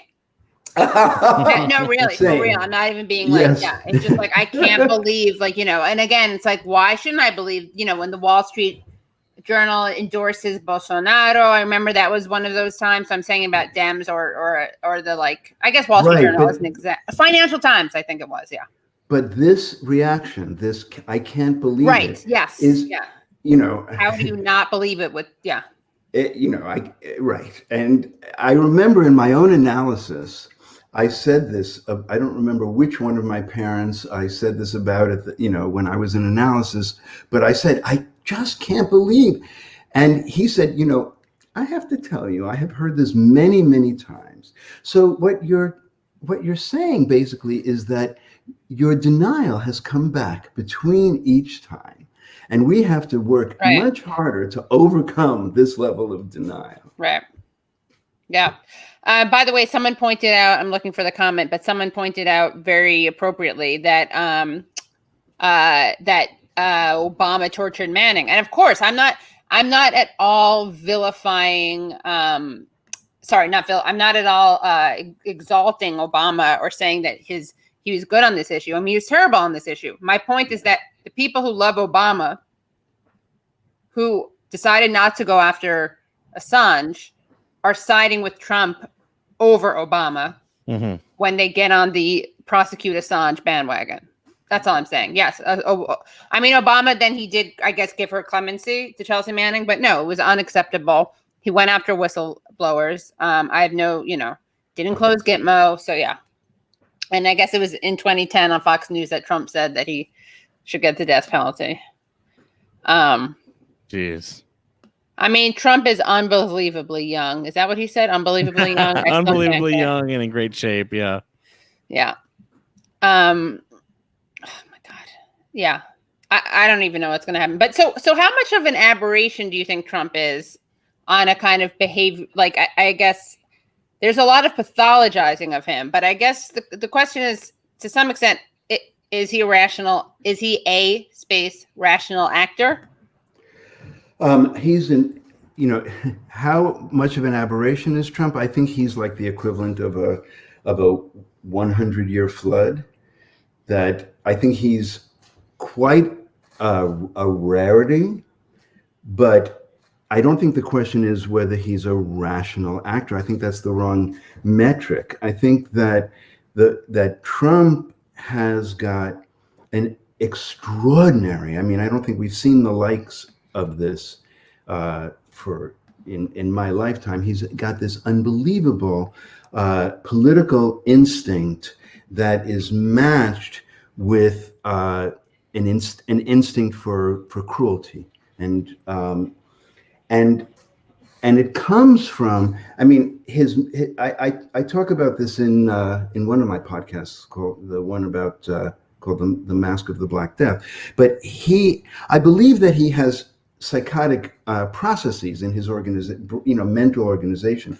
I don't think that is a mental illness. I think that is a way of, it's a certain vulnerability perhaps, but some people use it to be incredibly creative. And in that podcast, I talk about Bob Dylan, who is able to grab onto external forms and use his brilliant, creative, poetic genius to transform poetic forms because he's not beholden to tradition or form. And he, Dylan is a genius, but he still has this kind of mental organization. Trump is the same. Trump has got this incredibly creative ability to use cruelty and aggression and power and manipulation and to turn his antagonists to turn a problematic situation to his advantage. And he does that by blowing it up, scaring the shit out of everybody, and then running into the center and taking advantage of it. Mm-hmm. So he's like a bomber who throws a bomb, and everybody's running, and he knows exactly where he's going to run. And now he's got other people ready to run with him to take advantage of this situation. And at the same time, he's able to frighten people by his ruthlessness. And we know that tyrants of all shapes and sizes throughout history, they just scare the shit out of everybody working for them, that you have to be loyal or you are going down in one way or another. And for the public, for his supporters and even his opponents, it's all become about him. So, his supporters are terrified. So the only thing that you do when it's like having a violent alcoholic father. You just are totally relieved during the calm moments, and you're terrified at the bad moments. And you just are waiting for them to be over. And that's sort of how he rules his White House. So he's got a couple of different abilities to answer your question. The ability of ruthless instinct, ruthless cruelty. He's very intuitively smart. He understands media like nobody. He understands how to manipulate his image. He understands how to frighten people and get them on his side. And he understands what it means to take no prisoners. The only thing that he doesn't have is a ruthless pleasure in directly murdering people. Mm-hmm. I think that so far differentiates him from Hitler, Saddam Hussein, Stalin. They actually, they had a bloodthirstiness that really terrified everybody to falling into line instantly. Well, and they were ideologues also. Yes, and they were ideologues. That's true. So those two, where he's just an opportunist. Yeah. So we could pull this one out, and hopefully this huge turn against Trump because he actually revealed himself as not immortal with the virus, and that he, no matter how much he's trying ever since to use the Mussolini status on the balcony, he just looks weak and ripping off his it was mask. Like a striptease move. We talked about that on Useful Idiots. I said it was like burlesque, and Matt Taibbi's like, oh, of course, total burlesque. I'm like, no, literally burlesque. Like, it looked like he was doing not the way we usually so he's trying it, but the fact that he was knocked out by COVID, and even with this army of propagandists in white coats trying to cover for him, they're so bad at it. Did he get a negative test? Well, I don't know. That if he's going to have white coat propagandists, he's got to teach them to lie like Pence. Right. Yeah, Pence is extremely adept, and lying. He's scarier than Trump in many ways. Yeah. In that way. So yes, so we are lucky that that Trump's grandiose power seems to possibly have met some kryptonite, and the kryptonite is COVID. Yep. Sparky asks, what does Dr. Reisner think of Pence? Also, someone else, I guess, to be fair, I'll read this. I think it's a not fair reading of what we're saying or anyone is saying, but Jonathan Tipton Myers says these poor socially pressured racists. I think that's a bit of a straw man argument. And what else? Hold on, let me just look at some other comments. And then I should have you and my dad on together. He's a psychiatrist. Sparky says Trump's a fish out of water, fooled by Pompeo et al. Poor socially. Okay. Hi, Rachel Mercado asked me if I checked out the China Lied, People Died Facebook page. I will look at that. Okay. Yeah, that's about it, I think. If we go through the last 4 years, we will find so many arguments for different parties being the brains, the horrendous brains behind Trump, and that really, Trump is weak and he's stupid and he's manipulable. And I think by now, after we saw what he did with Steve Bannon and how he used him, and what he's done with white supremacists, and what he's doing now with Pompeo and Bill Barr, that I don't think we can describe Trump as a fish out of water. He was not. I don't believe he actually expected to win this election, but once he found once he got his footing and got his audience, he used all of the skills that made his TV show a top TV show for so many years. And he made the White House into a kind of ruthless Trump show. And he brings people in who will further their agenda as long as it furthers his agenda. So no, he's not a fish out of water. He's a fish in water, and the water is neoliberal politics. And the trouble is that we forget that we're swimming in that water. We think that this is just Americans, kind of just think that neoliberalism is normal. But so no, Trump is the master of how to do this ruthlessly, and we'll see if and we won't see, because time is up in about a month. Yeah. Oh, what do I think of Pence? I think I am not as afraid of Pence as I am of Trump. Huh.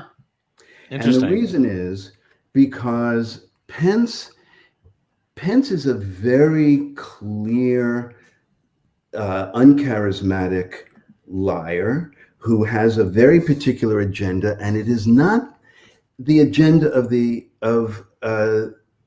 Trump supporter.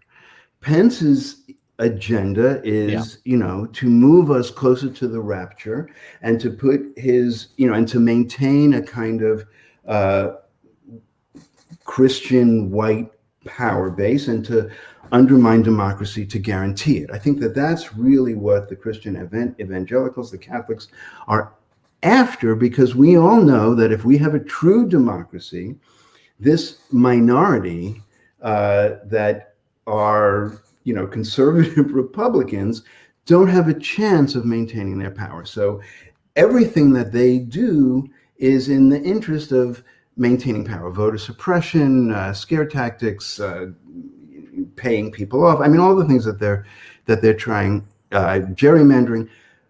And Pence is right there, and he wants to keep the power in a narrow group. He wants to do it for religious purposes, but he answers to perhaps a higher authority, which means that he can lie about anything to the end that he believes is kind of God-given. Now, that to me is not a winning strategy for the American people. It's, Trump is much more of a winning strategy. Trump's strategy is, scare the bejesus out of everybody and then tell them you're protecting them. And, when people are scared, they are moved to an emotional response and you tell them you'll protect them. They deny that you're the one that they're afraid of, whatever it is. I mean, he promises the world to everybody, and people will join on that bandwagon for their own reasons. I just don't think that, Pence against somebody like a lot of the Democrats who actually will speak to the majority of America about what they need or what they want or what terrible situation they had under Trump. I'm not frightened, because once the monster, the monster of Trump is punctured and blows away, there's going to be a big reckoning, and Pence is not going to be able to pick up those pieces and run with them. He just doesn't have any of the charisma or backing or widespread support. So I would love to see a Pence versus almost anybody, but really what I want to see is a Pence versus Bernie campaign. Or AOC, or somebody who can actually speak to, the new generation of progressives, and let's go head to head. Yeah. I think it's there's a big, I'm a bit agnostic, because I definitely thought, I think when we saw him, I don't know what people think about the debate, but he's kind of what he has that, Trump has a charisma and a, fuck the system thing that Pence in no way has. Mm-hmm. But I do think that Pence has he doesn't offend the sensibilities of some people, like the evangelicals. Although, you know what? The evangelicals are on board anyway. We talked about this a bit with Shahid Buttar, actually. Mm-hmm. But okay, so Rachel Mercado writes, a question for the psychologist. Do you think the denial may come from our obsession with I can't read this. My eyes are I can read it. Actually, okay. It came up on my screen. Our obsession with consumerism and the fear of not having money. I would say without a doubt, because consumerism and the fear of not having money are all part of what I would call this sort of neoliberal narcissism game, where everything is first.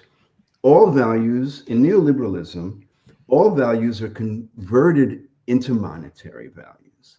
So something is worthwhile, if you'll pay for it. So a college education is only worthwhile if you're willing to pay for it. Health is only worthwhile if you're willing to pay for it. So neoliberalism monetizes everything as the only value, and that it's good if it costs a lot, or if you're willing to pay for art, nature, so climate. So, but at the same time, capitalism teaches that the answer to all of our problems is something that you can buy. you can buy the solution, and the solution is good because it costs money. So yes, I think that we are loath to give up the answers that have served us poorly for the past 40 years because we don't know how to embrace an alternative. We haven't been taught to take the time to understand things as values in themselves, as health is a value in itself. It's not only a value if you pay a lot for it. Education is a value in itself.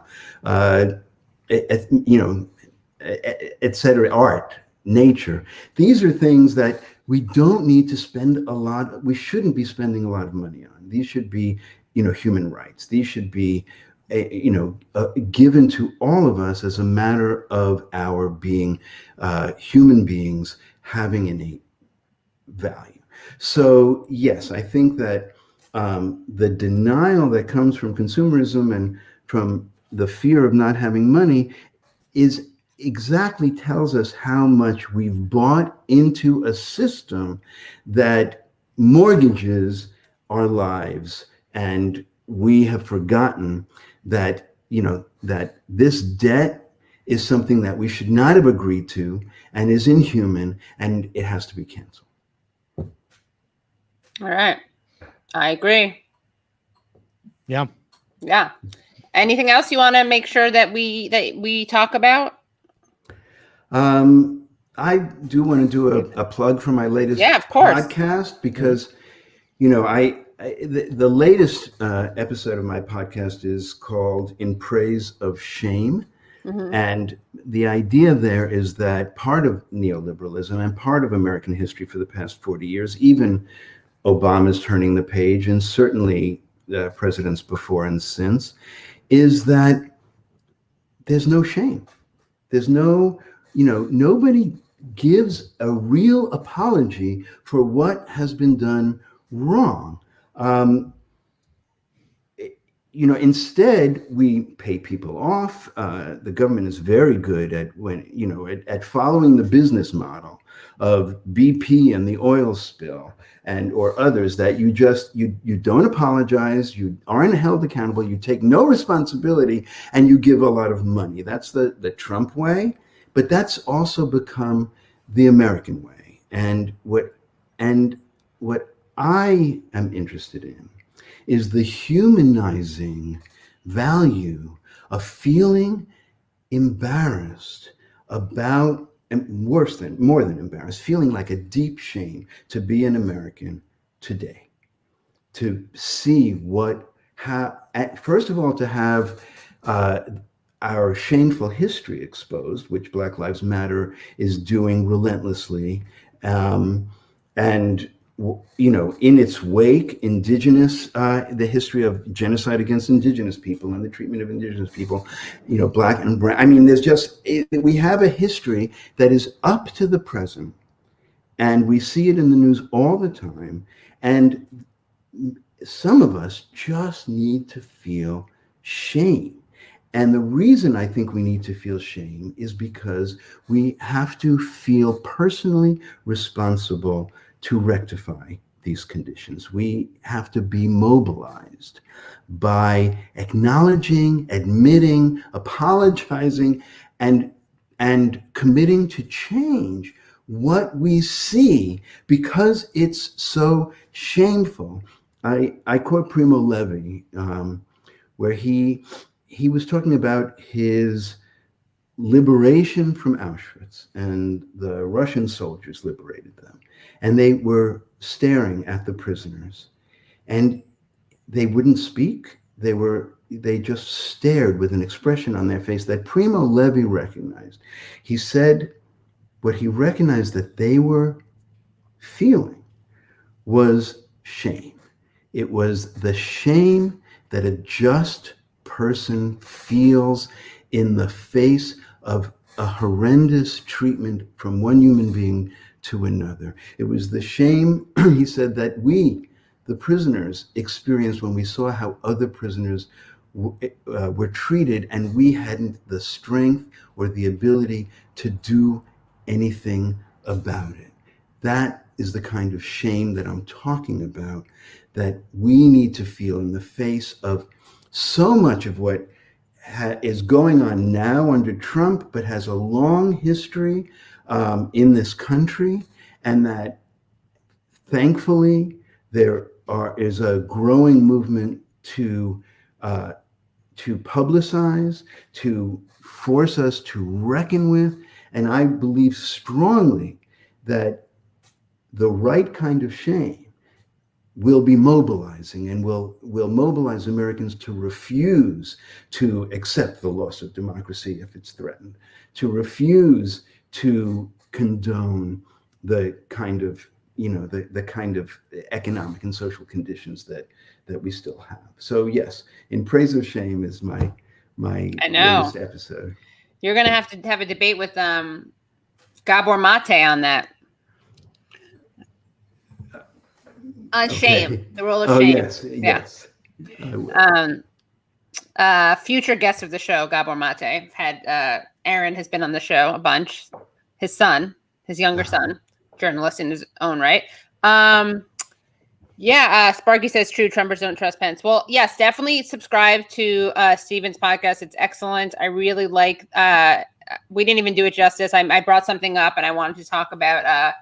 I thought the Genet versus Freud thing was really interesting, because the thing that I thought about from that anecdote of the woman who witnesses her aunt falling to her death was, let's say, like, that had happened because there had been, the landlord hadn't fixed the railing or something. You would have had, if you were aware of that trauma, if you were in touch with it, that could potentially mobilize you to, like, go, pressure landlords to put in safety mechanisms. Whereas if you pretend that it didn't happen, there's not, that opportunity is no longer there. But I understand people want to avoid pain also. So maybe there's a middle ground. Well, we can, yeah. I mean, enough pain to be mobilizing, not so much pain to be paralyzed. Yeah. That's good. I like that. Well, thank you so much, Dr. Steven Reisner, host of the Madness podcast. We already got some people already saying that they're going to subscribe. So there you go. A successful appearance. I mean, yeah, I know that's all. What more could you ask for? Yeah. Yes. No, but really, thank you so much for joining us. It's been an honor. And come back. I'm sure we're going to have to talk to you soon. After the election. Weekly session, 50 minutes, 55 minutes. I have 50-minute hours, what it is. And I'm happy what a to racket that is, huh? Who came up with that? 10 minutes. 10 minutes off why? Listen, Freud came up with it because that's all he needed was 10 minutes between sessions. Now he didn't have to call insurance companies. Breaks. It's for a 10-minute break before your next hour. I realize that. You're right. It's very responsible, actually. But then they should give a 10th off their rate. That's what I would say. I'd be like, don't tell my manager, don't tell my boss, but you know what I'm gonna do for you? Don't tell anyone. Yeah. Right. I'm sure he did give it 10 minutes off his rate. It would have been much more expensive. We should go back and we should make some, like, imagining Freud commercials, how we would do them today. I have a Crazy Eddie vision in my head. Do you remember Crazy Eddie? Of course I do. Yeah. Insane. Yeah, insane. Oh, he's in jail, I believe. Anyway, we're going to have to get him out. Liberate Crazy Eddie. Yeah, let's break him out. Let's break him out, yeah. Thank you again so much, Steven. And Jack and I will stay on and take some questions and, chat about much less intelligent things. Yeah. Good to talk to you. Yeah, thank you so much. Bye. Wow. Couple of good interviews. That was great. Good, right? I like the combo. Right? Yeah, smart guys. Smart guys. Gotta have some women on sometime soon. I'm gonna get canceled. Oh boy. Oh boy. Who do I got? There's you are on every episode. Oh, you're right. I'm 100%. You're on every episode. Yes, yeah. I always have at least one woman on the show. Here's my commitment to you. You will never have a show without at least one woman. Yeah. It's never going to be all white guys. Yep. It can't always be all white guys. Nope. Got to get a white woman in there. Let's see. Who else I got to get some more women back in, though. It's true. Alex E says, I'd pay Ken Klippenstein to listen to my pain. I bet he gets that all the time. I want to have ContraPoints on the show. Oh yeah. I've had Rania on, but I'll have Rania back on. Barbara, yes, would love to have Barbara on. Yeah, that'd be great. Yeah, Pam. I would love to have Pam Anderson on. I'm serious. She's a big Assange ally. Mm-hmm. What else? Anything else? Matt Taibbi, yeah, I have to have him come on and talk about his latest Boogaloo piece. Yeah, that was a pretty good moment when I said, haha, YouTube quietly shadow blocks, don't penis hole me. Wait, what does that mean? I said that to Matt. I often like to use I like to bring a penis story into Useful Idiots. Almost entirely because one of the most joyful things I experience is Matt Taibbi laughing. I mean, I laugh harder at that than basically anything he or I says on the show, which is not a dig. In fact, you know what? Can I be self-indulgent? Please. All right. But by the way, major stuff happening on the YouTube channel. A lot of hate, love, strong feels about Chris Hedges saying he won't vote for Biden. Hold on one second. Let me just bring this thing out. Okay, Jack, I made a clip out of you talking about being banned, and we should return to that. I got to check up on your status. Yeah. No, I'm back. You're back. All right. So here's what happened. You guys all saw this, right? Like, obviously, you saw Flygate, and I don't know how many of you guys saw. And apologies if you did see it, but I don't know if any of you guys saw the live stream that Taibbi and I did. But it's not every day that you get to see people react in real time to a fly landing. Sure. So will you indulge me? Please, everyone? please. All right. Oh my God, wait, Real Time with Bill Maher 1 day ago? I didn't think he had a show this week. Jack, we should watch that. Oh boy, I don't know. I don't know. Boy. All right. If I don't hear about it, I'm sure there's nothing too fucked up. Yeah, I guess it's true. Can you guys tell me if you can hear? That is Joe Biden said. I do now, yeah. All right, great. All right, this is us just watching, having no idea, obviously, what was coming up. Me, Matt, and Thomas Frank. He believes that law enforcement has an implicit bias against minorities. It's not law enforcement. It's everyone. Minorities. Is that a fly on his head? Is that a fly on his head? Oh my God. Oh my God. Oh That's my God. Awesome. We got to drink to that fly. Yeah, let's drink to that fly. Wait, Matt, he's a moth dying of natural causes. No, he said a moth. Well, it is natural causes. He's a moth dying of Republicans and Democrats. Just to clarify, just so you have context, Matt had said earlier on the show that I was like, I'm already bored. We were doing one of our live drinking games. I was like, I'm already bored. He's like, yeah, obviously this is like watching Pence is like watching a moth die of natural causes. So that's why I brought up the moth. Okay. Back to the tape. Senator Harris. Fly consumption. Yeah, the fly is feast. Dying of natural causes. Sorry. Okay. Everyone. Minorities. Is that a fly on his head? Has he got a fly on his head? Oh my God. Oh my God. Oh That's my God. Awesome. Great. We got to drink to that fly. Yeah, let's drink to that fly. You guys, wait, Matt, he's a moth dying of natural causes. No, he said a moth. Well, it is natural causes. He's a moth dying of Republicans and Democrats. Senator Harris. Fly consumption. Yeah, the fly, it's feasting on his dying. On his necrotic head. It's trapped. It's stuck in his helmet. It's all the product that he's got. Yeah, I guarantee you that damn thing. It landed. It's just like it's a nice cotton candy, and he's got so much hairspray. Oh my God, this is a great moment in the history of debates. Watching struggle and rise. We need a close up. Come on, camera 4. Hold on. Let me do a screenshot. Let me do a quick screenshot. Oh my God, that's amazing. Look, it's stuck. I don't think he has any idea. That's how hard. Yeah, because did he flip it to school choice? He did. To charter schools. Did you see that? Yeah. What? Uh-oh. Everything from child sexual assault to homicide. Uh-oh. Wait, is she Q? Is that a Q reference? That was a Q reference. I know. The fly is stuck. It's still there. PETA needs to rush the stage. Is somebody timing this? This is the greatest thing that's ever happened in a debate. Guys, wait, hold on. Can we just have a moment to acknowledge? It's crawling. The symbolism of this? Is it moving? Is it a spider? You guys, isn't this the best metaphor? Bernie Sanders has a bird land while he's talking.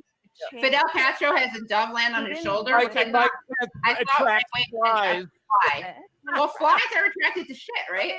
Yeah. Also, I mean, classical painting, if you when painters put a fly on the body, it was supposed to represent corruption. Oh, wow. They stink. Mm-hmm. Oh, it's gone. Oh, you know what? That's resistance. That fly is the resistance. That fly is the hero of the resistance. I think we wrote hope for the fly is wearing a mask. Did somebody time that? How long that fly was on me? A young woman. No. We got to go back and find out. Yeah. Neo-Nazis. The fly's 15 minutes of fame. Shouting racial epithets. Does the fly have a name yet? Well, but Obama, when he got the fly in the thigh, he killed it right away. Anyway. I love that Matt's brain goes right away to has anyone timed it? It's like it was a little over 2 minutes. Yeah, it was a little over 2 minutes. Yeah. I thought the fly was a lot of fun too. I definitely thought it was really weird that all the liberals' immediate first joke was that's his black friend. Yeah. A lot of people said that on Twitter. That's his first and only black friend, I believe. And then Stephen Colbert said that.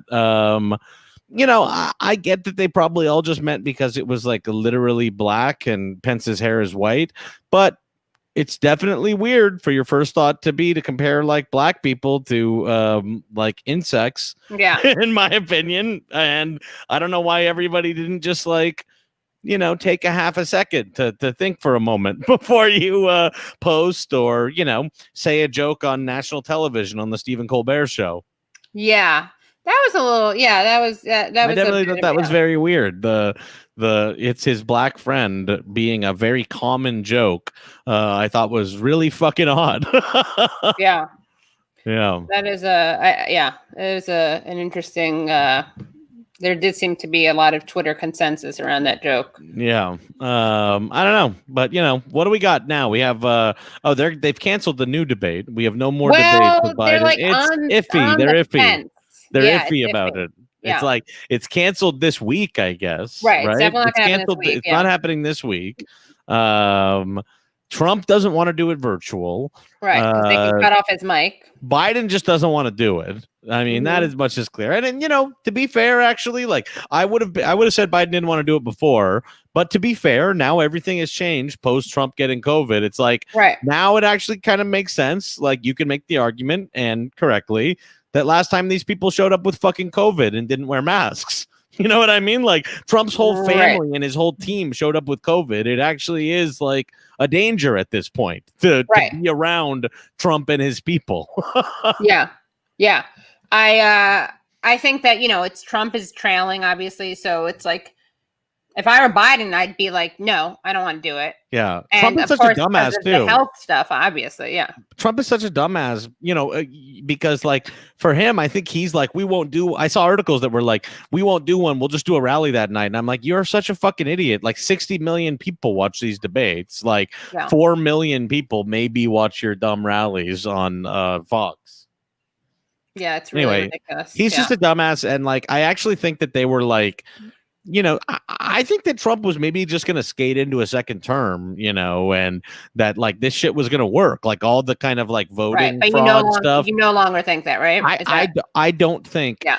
I don't think Trump can pull it off unless he I think it's this. If Biden only wins by 2 or 3 points, then Trump can steal the election. Right, yeah, but it looks like it's going to be. But it looks like it's going to be way more than that. You know what I mean? Yeah. It's like Ken was saying earlier. It's the way it looks now is he's going to get his shit fucking kicked, and then there's no going to the Supreme Court. There's no fucking governors, doing the electors. None of that shit happens. Yeah. Yeah, I agree. I don't know why people are mad at me, by the way. Chats are dangerous because they really, when they comment on you and you respond, I should have a way to block out any of the chats that have my name in it. But then people will just say the host or something. Oh, but I just ignore it. It's different in my chat, but you can't look at all of it. You know what I mean? I don't like the argument that I'm naive about the Dems. I don't think I'm naive about the Dems. You may disagree with my position, but I don't I'm not naive about the Dems. And like, there are smart people on both sides of the issue of who to vote for, how to vote, when to vote, if to vote, etc. So yeah, listen, I'm still not voting for Biden. I just think that the way it looks right now is that Biden's going to win the election. You know what I mean? Like, and a part of that is that I'm like, this country is fucking ridiculous. You know what I mean? Like the fact that it all shifted in the last month on Trump getting COVID, you know, I don't think all this is like good. And in fact, I'm like very worried about a Biden presidency for a lot of reasons. Like, I think that, you know, like, I don't think this gets us out of the woods. Like, I just think Trump looks like he's going to lose right now. I think a Biden presidency is like an SKDK presidency. And, the only potential I see, the only potential window I see is that maybe if we start now, in fact, we should start Jack, we should do weekly videos about this. We should be like, here's what Joe could do without a blue Senate. Here's what Joe could do with a blue Senate. Right. And so when he doesn't do it, we'll be like, play the videotape. Because I mean, you know what's so funny? I was thinking about it this week. They're being so funny about his position on court packing. And like, you know, it's actually really funny that Trump, you know, that Biden can just say, well, you're going to make a story out of it, so I'm not going to tell you. It's just a bizarre thing. I think what's going to happen is after the election, he's going to come out and say, I'm against court packing. And like all this, and like right after the election, he's gonna be like, I'm against it. I think that like it's very important that we keep that tradition going. Like everybody, like Trump's trying to make it seem like, you know, he's hiding his opinion from the Republicans. I think he's hiding his opinion from progressives. Yeah, I think so too. Yeah, totally. Yeah. Okay, you know, this is interesting. Katie got used with that interview with Biden's accuser. I don't agree with that. I don't know what that means. Used well, by listen, what's so crazy about that? Like Tara Reid, I see people like say this bullshit about Tara Reid and everything like that, and it's like, if you think Katie got used by that interview, then you believe that like Tara Reid is a Russian asset or something like that. You know what I mean? The way it is that like Tara Reid had a very compelling story, you know, that like was like that I still do believe that I still do believe it didn't like take off in the media, and there was like a huge effort to undermine her, and like what ended up being the thing that like undermined her was that like she maybe didn't go to college where she said she did, which has nothing fucking to do. I can't say anything to that, but I'll just say for me, I'm like that's not actually. It's not exactly that, but yes. But let's saying say for argument's sake, let's say that was her thing. But in the popular opinion, that is kind of like what ended up discrediting her. And I'm like, well, that actually has nothing to do with anything. Like, you know, did Katie get played with the interview? No, I think that like people just didn't give a shit. Like liberals who should give a shit about this. I admire the people who said that. I do. I admire the people who were like, yeah, I believe it, but I'm going to vote for Biden. I honestly, I kind of admire that honesty as opposed to the total hypocrisy and throwing out of, and then these fucking assholes who are like Katie and, you know, people like Katie and Ryan and Rich McHugh, they did a disservice to Me Too. I'm like, motherfuckers, did the New York Times do a disservice to Me Too when they published Jen Swetke's thing? Fuck, literally, I can't stand those people. Here are the people I actually respect. And I know I'm going to get canceled for this. But you come out and you say, I believe Tara Reid, but Trump has been accused by more people and Trump is more of a danger. Now, guys, pause. I know not all of you think that, but I think there's nothing wrong with saying, I mean, it's disturbing where we are.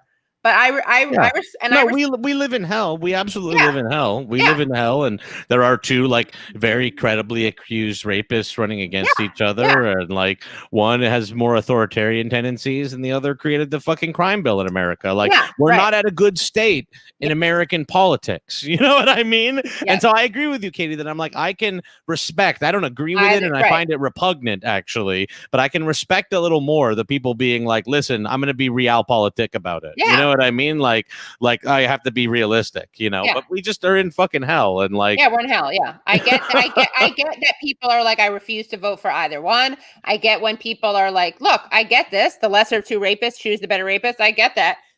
Hey, listen, I'm also like, we've talked about this on a bunch of times on this show. It's like, we are sitting pretty here in California and New York. You know what I mean? It's like there are people in other states who actually have a much more sort of like weighty decision to make. And we don't need to be ridiculous and pretend that our vote for the presidential election like matters. You know what I mean? Yeah. Like we don't have to be ridiculous about that. And so there are people who have like a much weightier decision to make because they're in the states where their votes actually matter. You know what I mean? Yeah.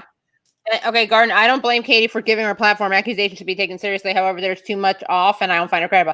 All right, you do you. I admire that. Yeah, the idea that it's like an own to interview someone who has an allegation, and then I'm used. I mean, no, I just I thought that was really disgusting. Honestly, like too much of the story became about you during that whole thing. Yeah, I mean, like New York Times wrote about you and everything. It's fucking ridiculous. Which is why I didn't want to be the one to do it. Yeah. But no one else would. And then people are like, oh, that's because she's not credible. It's like, no. And it's because she went to Time's Up and like they represent Biden. Look, they didn't tell her about that conflict of interest. And look, Me Too is like, listen to women, believe women. The default is by default, you believe the woman. But I don't believe Shahid's accuser. I should say, I'm not convinced. I don't know how to say this. It's awkward. It's like you believe women up to a certain point, and then like, listen, like you have to like, what the fuck? You have to actually like pay attention. Like, let's be real here, okay? Like bad faith actors do fucked up things to try to win elections and stuff like that. Yeah. You know, like this happened with the Alex Morse story. Oh yeah. Like this is going to be something that is going to be used. Right. So weaponized, yes. Real about this. Like it's going to be weaponized. It's something that we like, see and everything like that. Like that doesn't still discount the fact that like a lot of these guys are fucked up and handsy and everything like that. We have to be smart. You know what I mean? Like we have to be smart. The Tara Reid story, I believe, because her like mom called fucking Larry King and a bunch of corroborating witnesses through the time and all throughout decades and decades and everything like that. Like, the Shahid thing is like slightly different and like the specifics surrounding it and everything are very different. And like, I think it's like, I think Believe Women is like, it is a good initial thing. And I think the whole idea behind Believe Women was that people were knee jerk to not believe women. And so it's like, we need to overcompensate, reverse that a little bit. But I don't think it was ever about like every woman who ever says anything we have to like just blindly believe and kick people out of society. It's like, no, we actually do need to like, and it also matters if people like admit what they did. And there's it's a fucking everything in adult life is like complex. You know what I mean? Yeah. And anyone who tries to reduce it to less than that is probably trying to pull the wool over your eyes. Right. I mean, just to engage, Tara is the one who ended up hurting Me Too. You can't blame an interviewer. No, Me Too isn't. I mean, there's sure if you want to say if you don't believe her, so you think that I mean, I appreciate you're exonerating me, but I don't really think that I mean, what hurt me too, honestly, more than Tara could ever have heard it, was watching the feminists who were all about Christine Blasey Ford. Yeah. Here's the thing. Here's what you can argue that you should look at someone's background, look into their background. But here's the thing that's bullshit. When everyone's like, oh, it's just that Katie didn't do her due diligence and Ryan didn't do his due diligence. The New York Times took 2 weeks before they talked about it, or 2 to 3. Same with the Washington Post. The Washington Post misquoted a police report. If you have at it, if you want to believe that there wasn't a major institutional bias against her. And they published about Christine Blasey Ford. And this is the thing that drives me crazy. Don't pretend this is about due diligence. If it is, look, I'm fine with you saying the way you did this is inappropriate. I don't think that Me Too story should be reported on this way. There needs to be more verification. Fine. But you guys are all hypocrites because none of you, it's a double standard. Again, you were fine with Christine Blasey Ford. And do you think they had time to look into her? Well, by the way, I believe and find it credible completely. Yeah. You know what I mean?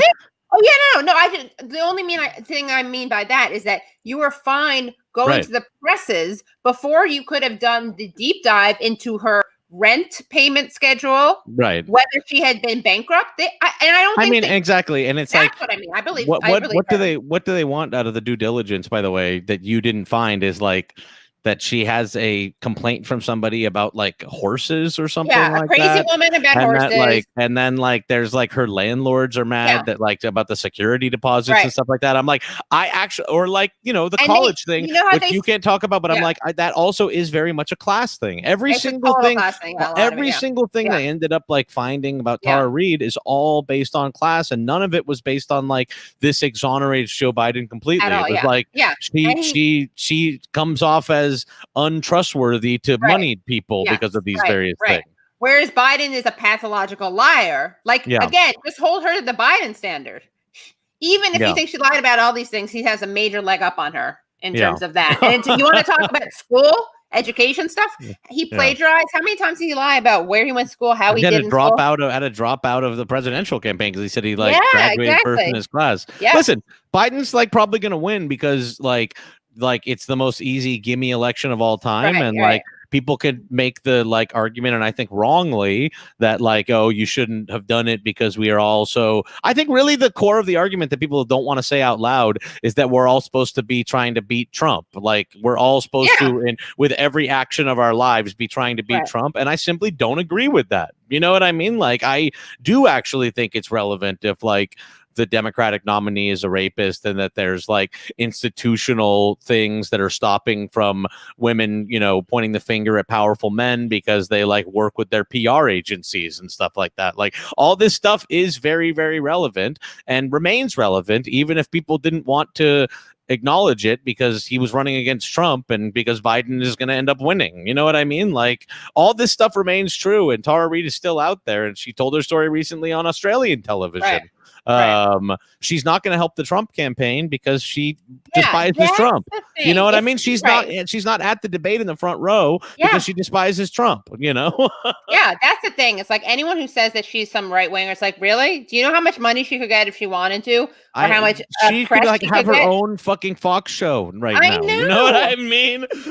Like it's been a fucking nightmare for this woman. It's like I follow her, you know, I see what she's had to go through. I'm like, this has been nothing but a living, waking nightmare, like that has done things to ruin her life. And essentially, you know, this man is going to become the president before her eyes. You know what I mean? At the end of all this. So it's really a tragedy. It really is a tragedy from beginning to end.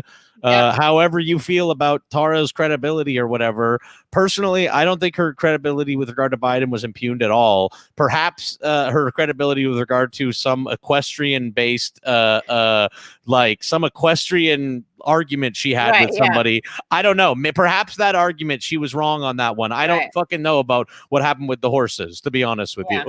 Oh, wow. Way to get on your high horse.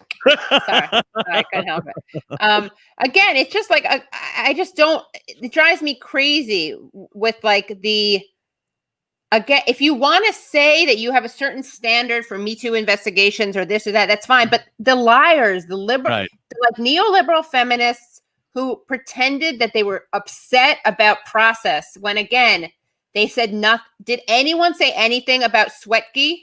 Well, let's be honest also. Let me be honest in the end. I think all these people would have been fine with Harvey Weinstein if Trump hadn't gotten elected. To be honest with you, like I think that the Harvey Weinstein investigation and that even getting published at all was in some ways a reaction to Trump getting elected and being a powerful man who says he grabs women by the pussy. And then it's like all of a sudden, these stories have been around about Harvey forever. The stories had been around about Harvey forever. And then suddenly everyone was galvanized post-Trump to like make this story happen. I'm like, this is a top tier. You're really good about this fundraiser. Stuff. Like if Hillary was elected, Me Too wouldn't have happened, and Harvey, they would have killed it. I'm telling you.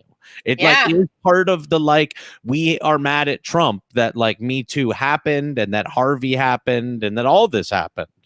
Yeah. And frankly, you know, the Time's Up thing has always been an effort by CAA and like, you know, SKDK to sort of like re-corral this thing, to take it back into the work to people at publicist agencies and publicists and stuff like that, and take it out of the hands of like the people just, you know, sharing their story with a hashtag. Like, you know, when it becomes Time's Up, it's like, okay, come with us and we'll vet your story and we'll make sure it's okay before you go out there. You know what I mean? That is, and it's the same people who were like covering up these stories for years. It's like CAA who helped arrange, you know, basically human trafficking for Harvey Weinstein is suddenly like, we're gonna put together Time's Up. Yeah. People are gonna hate me. I haven't been very vocal about this. I've been kind of but I'm just gonna say it.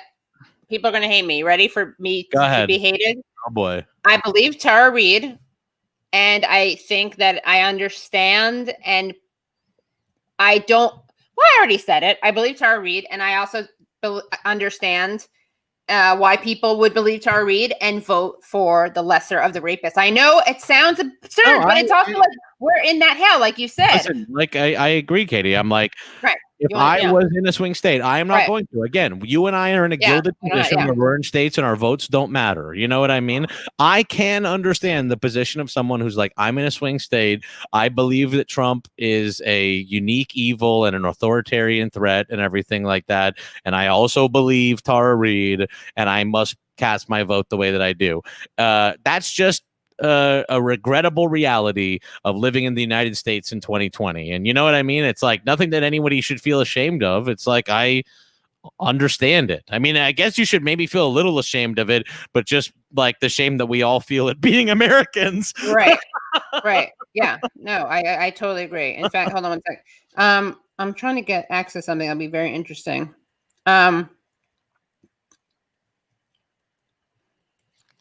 Yeah, no, I'm going to say, honestly, I feel like I have to say this just to neutralize myself. That sounds self-harming. That's not what I mean. But like, I'm just going to say it. Vote Biden. And I believe Tara Reid. There, I said it. Wow. No, now when I say I believe Tara Reid, no one can be like, why are you trying to help Trump? Yeah. No, that's not me. In fact, I should actually try to like, I'm going to start a safe state Biden, pro Biden trend. Yeah, safe state pro Biden trend. Yeah. You'll get back in everybody's good graces. You'll be on MSNBC. I will be. Yeah. In no time. Yeah, talk to us about Alyssa Milano and CAA. Sure. So Alyssa Milano. And by the way, one second. Have other people said what you've said? You're so smart about this stuff about maybe Trump and Weinstein. Yeah. I don't know. It's just it's like my opinion. And listen, somebody in the chat said, and I think this is also a good point, that they were like, Harvey had been losing money for years and he became more expendable. And I think that's also true. But I do think that like part of the sort of widespread and the burgeoning Me Too movement, I think, yes, I think we can't deny that a big part of why Me Too started was Trump was on tape saying, I sexually assault women, and then he got elected to be the most powerful man in the country. You know what I mean? Like, I definitely think that sort of set up the dominoes for like, we're no longer going to be accepting of like powerful men who sort of flippantly commit sexual assault, and this happens all the time. And also, frankly, hearing Trump say it, everyone was like, whoa, maybe this is widespread. You know what I mean? Like, I think that's part of it. But listen, so Alyssa Milano, who, she jumped in on Me Too very early. Alyssa Milano is married to a CAA agent. And like, frankly, if you look at Alyssa Milano over the last couple of years, it's like they have been doing a very specific rebrand to make her into like the activist celebrity. Like, if there's Rose McGowan, who is like, get her on the show. We love Rose. We love Rose. Whatever. If there's Rose McGowan, who's like all sort of like raw and just like speaking truth as she sees it and everything like that, then there is also her co-star from Charmed, Alyssa Milano, who is the like CAA crafted version of a celebrity activist. Like, they set her up with a podcast. And by the way, Alyssa Milano is like not a very political person until a couple of years ago. You know what I mean? Like, Alyssa Milano, you don't hear a word about her politics. And then all of a sudden, she's like doing these like these sort of politicsy looking podcast shoots and stuff like that. You know what her podcast is called, right? Isn't it like Sorry Not Sorry or something like that? And you know who her first guests were? Who's that? Tarana Burke and, I'm not kidding, wow, Joe Biden. Wow. Yes. Well, Joe Biden and the also first episode of Sorry Not Sorry has Joe Biden on it. And listen, like, if you want me to like be really weird about it, I'm like, I do think that there's a lot of ugly crossover between the talent agencies in Los Angeles and Washington, D.C. You know, I'll tell you just recently, I don't know if I'm going to do this, but I had a friend ask me if I would attend a Zoom with Van Jones because he just wants to talk to people about like politics stuff or something like that. And I had a friend reach out to me and they were like, would you join this? And I was like, I don't want to embarrass you because I was like, I'm going to be mean and I don't want to embarrass you or whatever. And he's like, maybe we'll still do it anyway because that would be funny. But like, there's major crossover. Have him on here. Between the talent agencies and politics. Like Van Jones, first of all, it's like Sidney McCain is represented at UTA, where Mike Pence's daughter works as an intern. All the Trumps are represented at WME, which is Ari Emanuel's company, who is the brother of Rahm Emanuel. You know, it's like this is all very ugly. It's like, you know, Van Jones, who is working with Kim Kardashian as her legal mentor. It's like all this stuff. Kim Kardashian visits the White House and does this stuff with Alice Jones. And meanwhile, Van Jones becomes her like legal mentor. I'm like, they're crafting this person to be a politician. There's a lot of good? Isn't she good on criminal justice? She is. She is absolutely good on criminal justice. I'm not saying that. Listen, you know what else she's good on? Armenia. She's good on Armenia, of course. Listen, like you know, whether I'll say this. It's an absolute travesty that Kim Kardashian is better on criminal justice reform than any mainstream than Joe Biden, than Kamala Harris. Like, I will agree that Kim Kardashian has done more for criminal justice reform than the current nominees for president and vice president. I'm gonna tweet that out. That's brilliant. That is just brilliant. You know what? And it's true. Unfortunate and I think we should name her for. I think she should be. Look, get out of there, Joe and Kamala. And it's sad. I want Kim Kardashian. It's sad that it's true, but it's true. Sad it's true, yeah. And so it's like, you know, when you talk about like all these people are kind of being friends with each other behind the scenes, I'm like, talent agencies is where that happens. You know what I mean? Like these people, the talent agencies realized that like politics is just television. And so they started representing all these people. It's like, you know, Jake Tapper is represented at the same place as I don't know where he's represented. So I don't want to speak out of turn. Everyone else I said so far, I actually do know for sure. You're so responsible. No, seriously. You're like, I don't know where Tapper's I hope Trump dies, but I don't know who represents Tapper. I don't know who represents Tapper. No, I think you have a very strong moral code, ethical code. I really admire it. Although I did find it very interesting. Jake Tapper likes to write books and then they make movies out of his books. And he did a report one time on his show where he got to visit the set of the movie that was being made based on his book. What was it? Some fucking book about war or something like that. It was like, I remember this segment was so funny. He was like, and this is exciting. Like, I made a movie. Let's go visit the set. There are real movies made based on his books? I think that's like a shitty little HBO movie or something like that. Yeah. Oh, man, I want to know what it is. The Outpost is based on a nonfiction book by Jake Tapper. The Outpost is a 2020 American-Bulgarian war drama directed by Rod Lurie, based on a 2012 nonfiction book, The Outpost, by Jake Tapper, about the Battle of Kamdesh in the War of Afghanistan. You know, I'm really upset that we live in a world where I can't play that because of copyright. Well, you know, maybe when it's on Prime at some point, you could do a Prime watch. No, but I'll get banned. Like they threw us off last time on Twitch. If it's on Amazon Prime and everybody that's watching has Amazon Prime, you can stream it. It's called a Prime Watch Party. Can I do it on YouTube or no? It's only for Amazon. It's only for everyone with an Amazon. But does YouTube let you do that or just Twitch? I don't think so. I think only Twitch does that. But if you ever wanted to do a one-off watch thing, you could do it on Twitch. One-off? I'm going to have a weekly movie screening party. Seriously, I want it. We were going to start doing it on Jack AM too. It seems like it's worth doing. Yeah, let's do it. Yeah, let's do it. Yeah, let's do it. Sounds like a good time. But I couldn't play it later on YouTube. No. All right. I think it's time for me to expand my cart digital footprint. Your empire. My imperial footprint. Yeah. I was on Twitch and then I got off because I couldn't follow any of the bits and coins and it's all all that. Confusing. It's all confusing. But I think that someone can look. I'm not leaving YouTube. But I may have to. I can't believe this Amazon thing. Might have to do these every once in a while. Yeah. I mean, what? First of all, we have to have a Jake Tapper viewing party. I mean, like that's not even that's not. It's off the table to not do that. I bet the movie really sucks. I bet it really sucks. I bet it really stinks. We should also do a what was the other thing that I think we should do?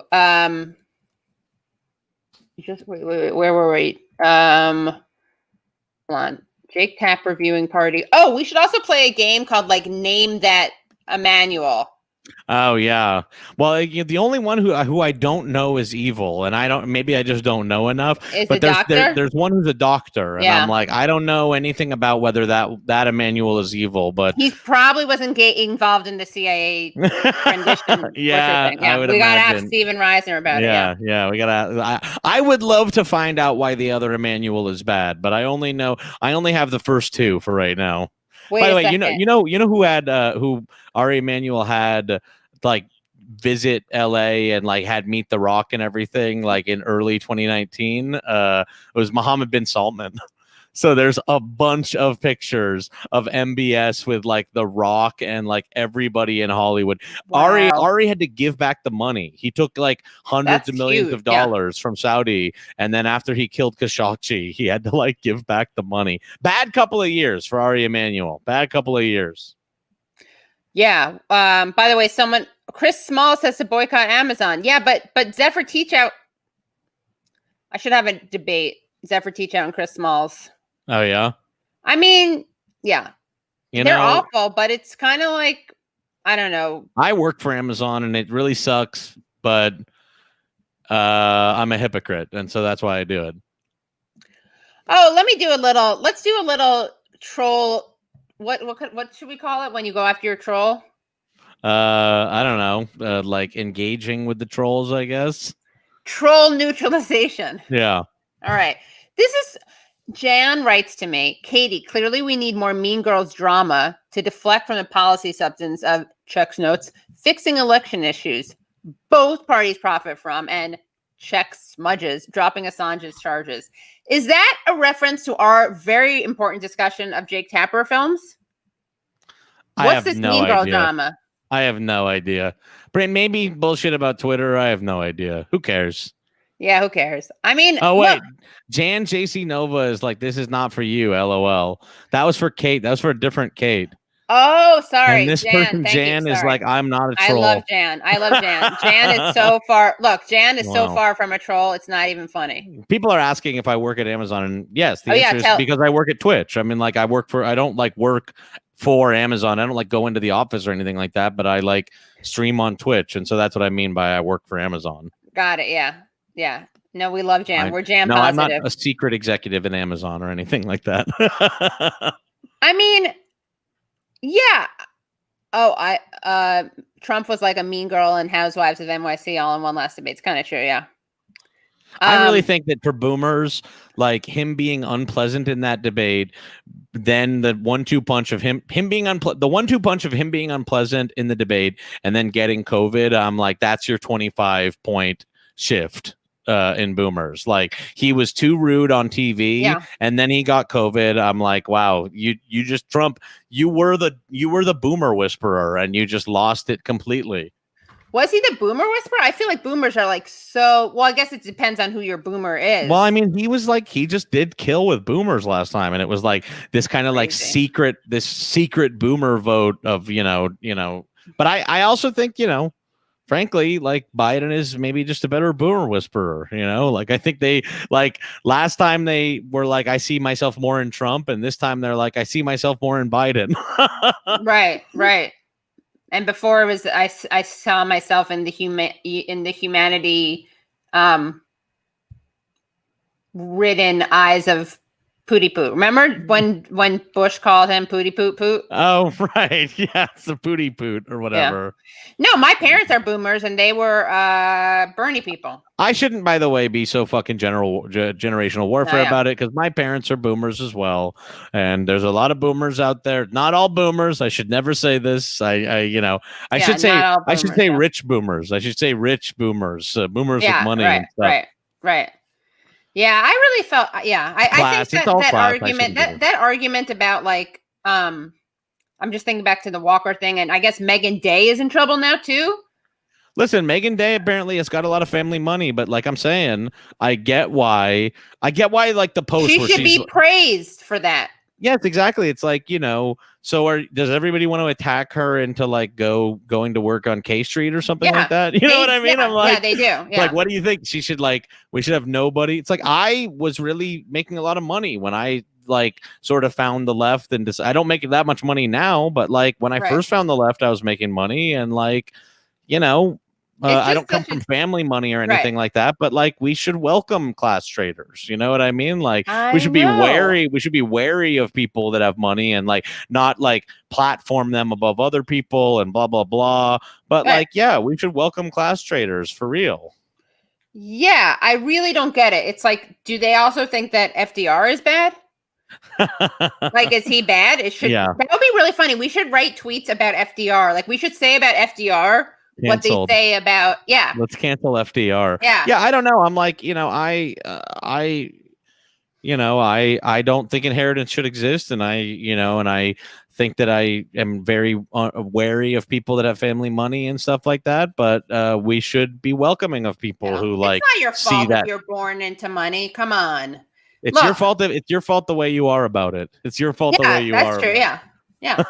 I don't believe in that whole like, why does Bernie have millions of dollars? Why didn't he give it away? It's like, that's not how you solve, I don't know. Bernie. Okay. The guy, the millions of, I think people need to like, I think that there's also a big, it's like people, the amount of money that Bernie has wouldn't do fucking shit to help anybody, to be honest with you. You know what I mean? The amount of money that Bernie made and has like 2 like homes or whatever, like, the reason why Bernie has so much money is because the way real estate works in this country is insane.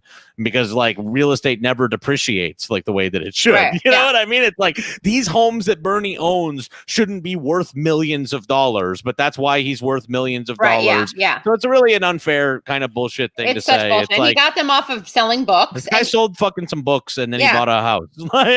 Yeah. Thank you, Sandy Man. Sandy Man. I'm a boomer. Love Bernie. Attend his rallies. Yay, me too. Yeah. No, I mean, the thing that I love about him is like Bernie Sanders has 3 houses. First of all, I don't know if people know this. Every single person in the Senate has at least 2 houses. Like starting point, you have a place where you live, and then you have a place in DC. Second of all, they like got an inheritance from Jane's mother, I guess, Jane's parents. That's what they bought their country, their lake house with, which is like it's nice, but it's not, whatever. Not as nice as, for instance, the Martha's Vineyard place that cost $12 million that Obama has, for instance. And then all this stuff is just to like, it's only ever used to discredit socialists and people on the left. You know what I mean? It's like, right. We'll never ever. It's like if we are falling prey to this kind of bullshit, like this is what what centrists want to use against us. Like, let's not be dumb about this. Like, we should be happy about that. There are people like that want to further these ideas and not fall for like. Do you think that Bernie is a fake millionaire who's tricking us? You know what I mean? I'm like, what the fuck do you think? Like, do we think Megan Day is going to like, reveal her true stripes and say like, we need to like, lower taxes when she like gets everybody on board? Like, and what the hell do you think is going on? Bernie Sanders so much? Yeah, exactly. So I'm like, I don't know what the fuck. I mean, I think they want license to do whatever they want. Like, they want license to justify what Obama's doing. Like, I think that's they come from money thing. It's so that they can present it as inauthentic when, again, I respect you way more if you're rich and you're for policies that don't expand your wealth than I do if you're rich and you're for policies that do expand your wealth. It's kind of a no-brainer. Yeah. And if you were it's also, I think, a way for people to just justify that they didn't come from, and I understand that it's complicated, but like it's to justify when you don't come from money, and it's like, well, you're only a socialist because you're rich, and I didn't come from money, and I'm a neoliberal because I have to be. Which, like, no, it's not actually true. Yeah, I don't know. No. I don't buy it, because there are so many rich people that are neoliberals because it's just easier for them. Right, you know exactly. what I mean? Yeah, there are so many, like, in fact, nearly every rich person I've ever met in my entire life, and I've met a number of like very rich people, like they want to care very, very little. It's about comfort. You know what I mean? It's about like why they don't like Trump is because they have to hear about Trump all the time. Like they want to get back to their lives of comfort. Yeah. And they look, I think a lot of these people, they like in their, they have gay friends. Like they are gay themselves, That is that's a lot of what also like, a lot of the rich people's liberalism kind of ended at the early 2000s. You know what I mean? And it's interesting you bring up the gay, issue, because I think a lot of people will, a lot of sort of rich liberals would be like, I'm very progressive. I like that gay marriage should exist. And to me, I'm like, that is good. That's something that we have like kind of, we're past it at this point. You know what I mean? And like, I even think like conservatives, like, except for, the fringes and evangelicals, like many will agree with that point. It's not enough. It's not enough at this point. Like that amount of liberalism is not enough. Yeah. Let's see. Hold on. Phil Winter, I was working poor for the first 43 years of my. Oh, you look young, Phil, because I know him, this person in real life. He come to shows in New York. I was working. Wait, where'd it go? I was working poor for the first 43 years of my life. Then still in Jamaica. I know for a fact I got more heart than the vast majority of cats, and I'm paid. Some of y'all weird and silly with your analysis. Yeah. Listen, it's like. Yes, it is better. We should respect people who like, I don't know about respect, but like we should at least like be, aware that like it is so much easier to become a neoliberal or become a conservative if you're making money, because like it helps you to justify it to yourself. You know what I mean? It does help you to kind of like sleep at night. That's part of the things that like ended up making me become a leftist, was I was like making money and I was like, it actually like kind of fucks me up that I'm like making money and I'm around all these people that are making money and like kind of what their philosophy is and like what they say behind closed doors. And like, frankly, my drive to work every day where I know how much money I'm making and how many homeless people I have to see on the street. Right. You know what I mean? It's like some of that, like, frankly, for me, and like, and it should have like, I should have come to it earlier, but like the heightened contradictions of having money, like kind of helped me to be like, oh, it's a sham. You know what I mean? It's all a sham and rich people are fucked up. Right. Yeah. Oy, yeah. So Amazon, any final words? I really like your theory, by the way. And whoever, I would show it if I could see it. Your theory about the response to your theory, which was about how Harvey Weinstein was already losing money. Yes. Yeah, I think that's smart too. Yeah, but I like both of them. Yeah. That Harvey was the sacrifice they chose, I think might be to do with the fact that like he was already losing money, but that there was a widespread sort of like, countrywide revolt of people sort of saying like men in power do sexual abuse, I think was a result of Trump. Yeah. Yeah. By the way, Microsoft Word, I think it was, said that she's a Russian, but I think he's joking about Tara Reid. Like no one actually believes that, right? Yeah, I don't think anyone who regularly watches my show would believe that. Why do Hispanics support Trump when he clearly hates them? I wish we had the stats. To be honest with you, it's because Hispanics are not a monolith. Right. Latinos believe like a number of different things, and it's like people from many, many different countries who have many different experiences and have immigrated here in different ways and stuff like that. It's like, the Hispanics supported, or not Hispanics, but Latinos in general, like supported Trump.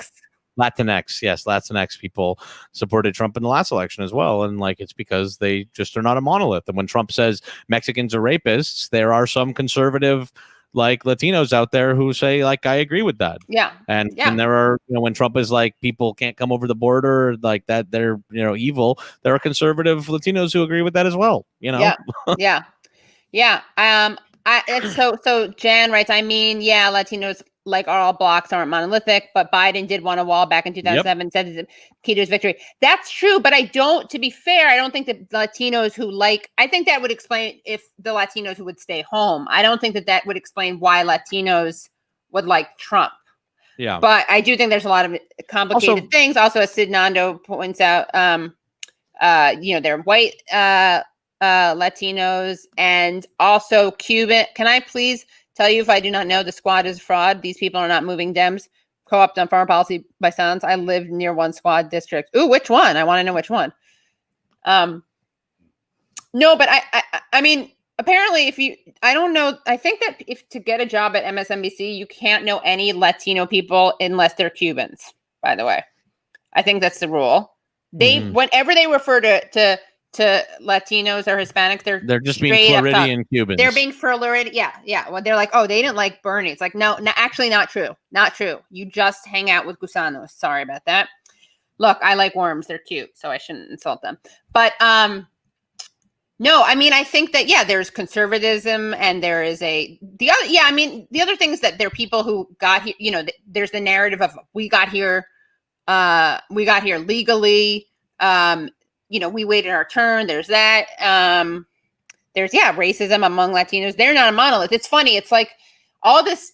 We talked about this with who was it? We talked about with how I think Gerald Horn. Like there are all these divisions over there that kind of get flattened when people come here, but not really in the Latino community. There's like the expression having good hair or bad hair, which basically means whether it looks like quote unquote black hair. That's Hispanic. Okay, Mariposa wrote, good answer. Hispanic equals Spanish speaking Europeans are Hispanic too. Latinos, Latinx from Latin America. Many of us have indigenous blood. Bernie was my candidate. I'm in Texas. Theo Bernie. Amo Bernie. Thank you actually for laying out the difference between Latinx and Hispanic, because I actually didn't know. To be honest, I think Hispanic was a term developed by Nixon, I think. I'm not sure. I want to say there was somebody in there who said that why'd you throw Walker Bragman under the bus earlier? I don't think I did. I don't think we did. I'm Walker positive. I'm Walker positive too. Yeah. I said that maybe he shouldn't have posted the picture, but I think the point he was making was correct, and that a lot of the people that got mad at him were being fucking ridiculous. Yeah. And some people were not, but it is what it is. Like, I don't think you need to dunk on him. It's not throwing somebody under the bus to be like, maybe he shouldn't have posted the picture. Yeah. Right. Even though he's right. I agree. We got don't use Latinx, please, from someone. Why not? Why not?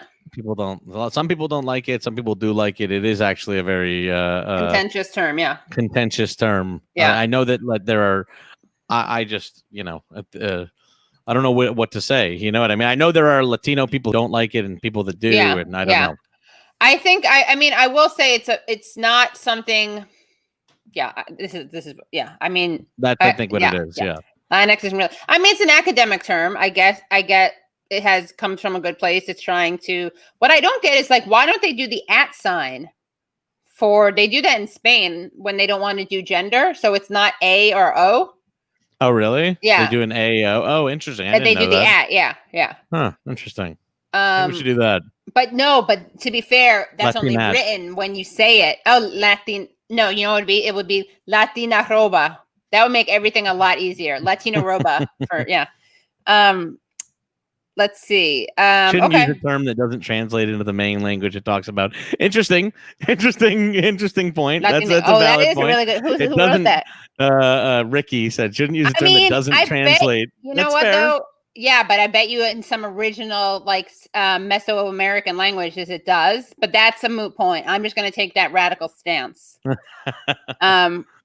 Latinx. Oh, who's we are the same? Sparky, who's we? How do you identify as Sparky? It's a term coined by non-Latinos. Yeah. I never said Bolsonaro is sexy. That's a joke because someone wrote Katie saying Bolsonaro is really sexy. Yeah. Yeah. Interesting. I don't know. I think the squad discussion is a bit I think there's a lot of good the squad does. I think there's some times that they're not held, their feet aren't held to the fire appropriately. But I honestly think with them, calling in is better than calling out. I know that sounds so corny, but I do think that's true because it makes it easier. Because people have a bunker mentality around them, understandably, because look what happens to Ilhan Omar, for instance. And so I think like we can call them in instead of calling them out, and it'll be more effective. I think that's right. I think that's right. Listen, like I agree that I'm like, there are times when they disappoint me, but they're like politicians who will actually like listen to the movement that I care about. You know what I mean? Yeah. And you know, we have to take wins where we can get them because we live in a nightmarish country. Yeah, I agree. Just here's the basic rule of thumb: don't ever delete a tweet because Rania Kalik retweets it. Like that's just a sell that you just look weak. You look weak. And that's happened. Various people in Congress have been pressured to do that. Niall Flanagan writes, "Thanks for the discussion. I missed most of the Dr. Reiser interview. We'll watch it back. Big ups to you. Thank you." Yeah. Anyway, well, this has been a great chat. Yeah. Thanks once again for having me. And you know, of course. we'll see you next week. Yeah. See you next week. Please rate, review, like, share. And make sure to buy tickets to our show at Littlefield. Oh, yeah, we have a show coming up, I think, on the I had it up earlier. God damn it. But we have a show coming up later this month. Struggle Session X, the Katie Halper show at Littlefield. Another one. It's going to be great. Yeah. Awesome, dudes. And I'm going to get a logo soon so I can sell merch. Not to make money. I just want to create the... You guys have t-shirts? We have Struggle Session t-shirts and I have some Jack AM stuff out there. Yeah. Nice little logo. Did Kate do that? The Struggle Session logo? The Jack AM. Yeah, that's a painting. That's a canvas painting right there that Kate did. That's really cool.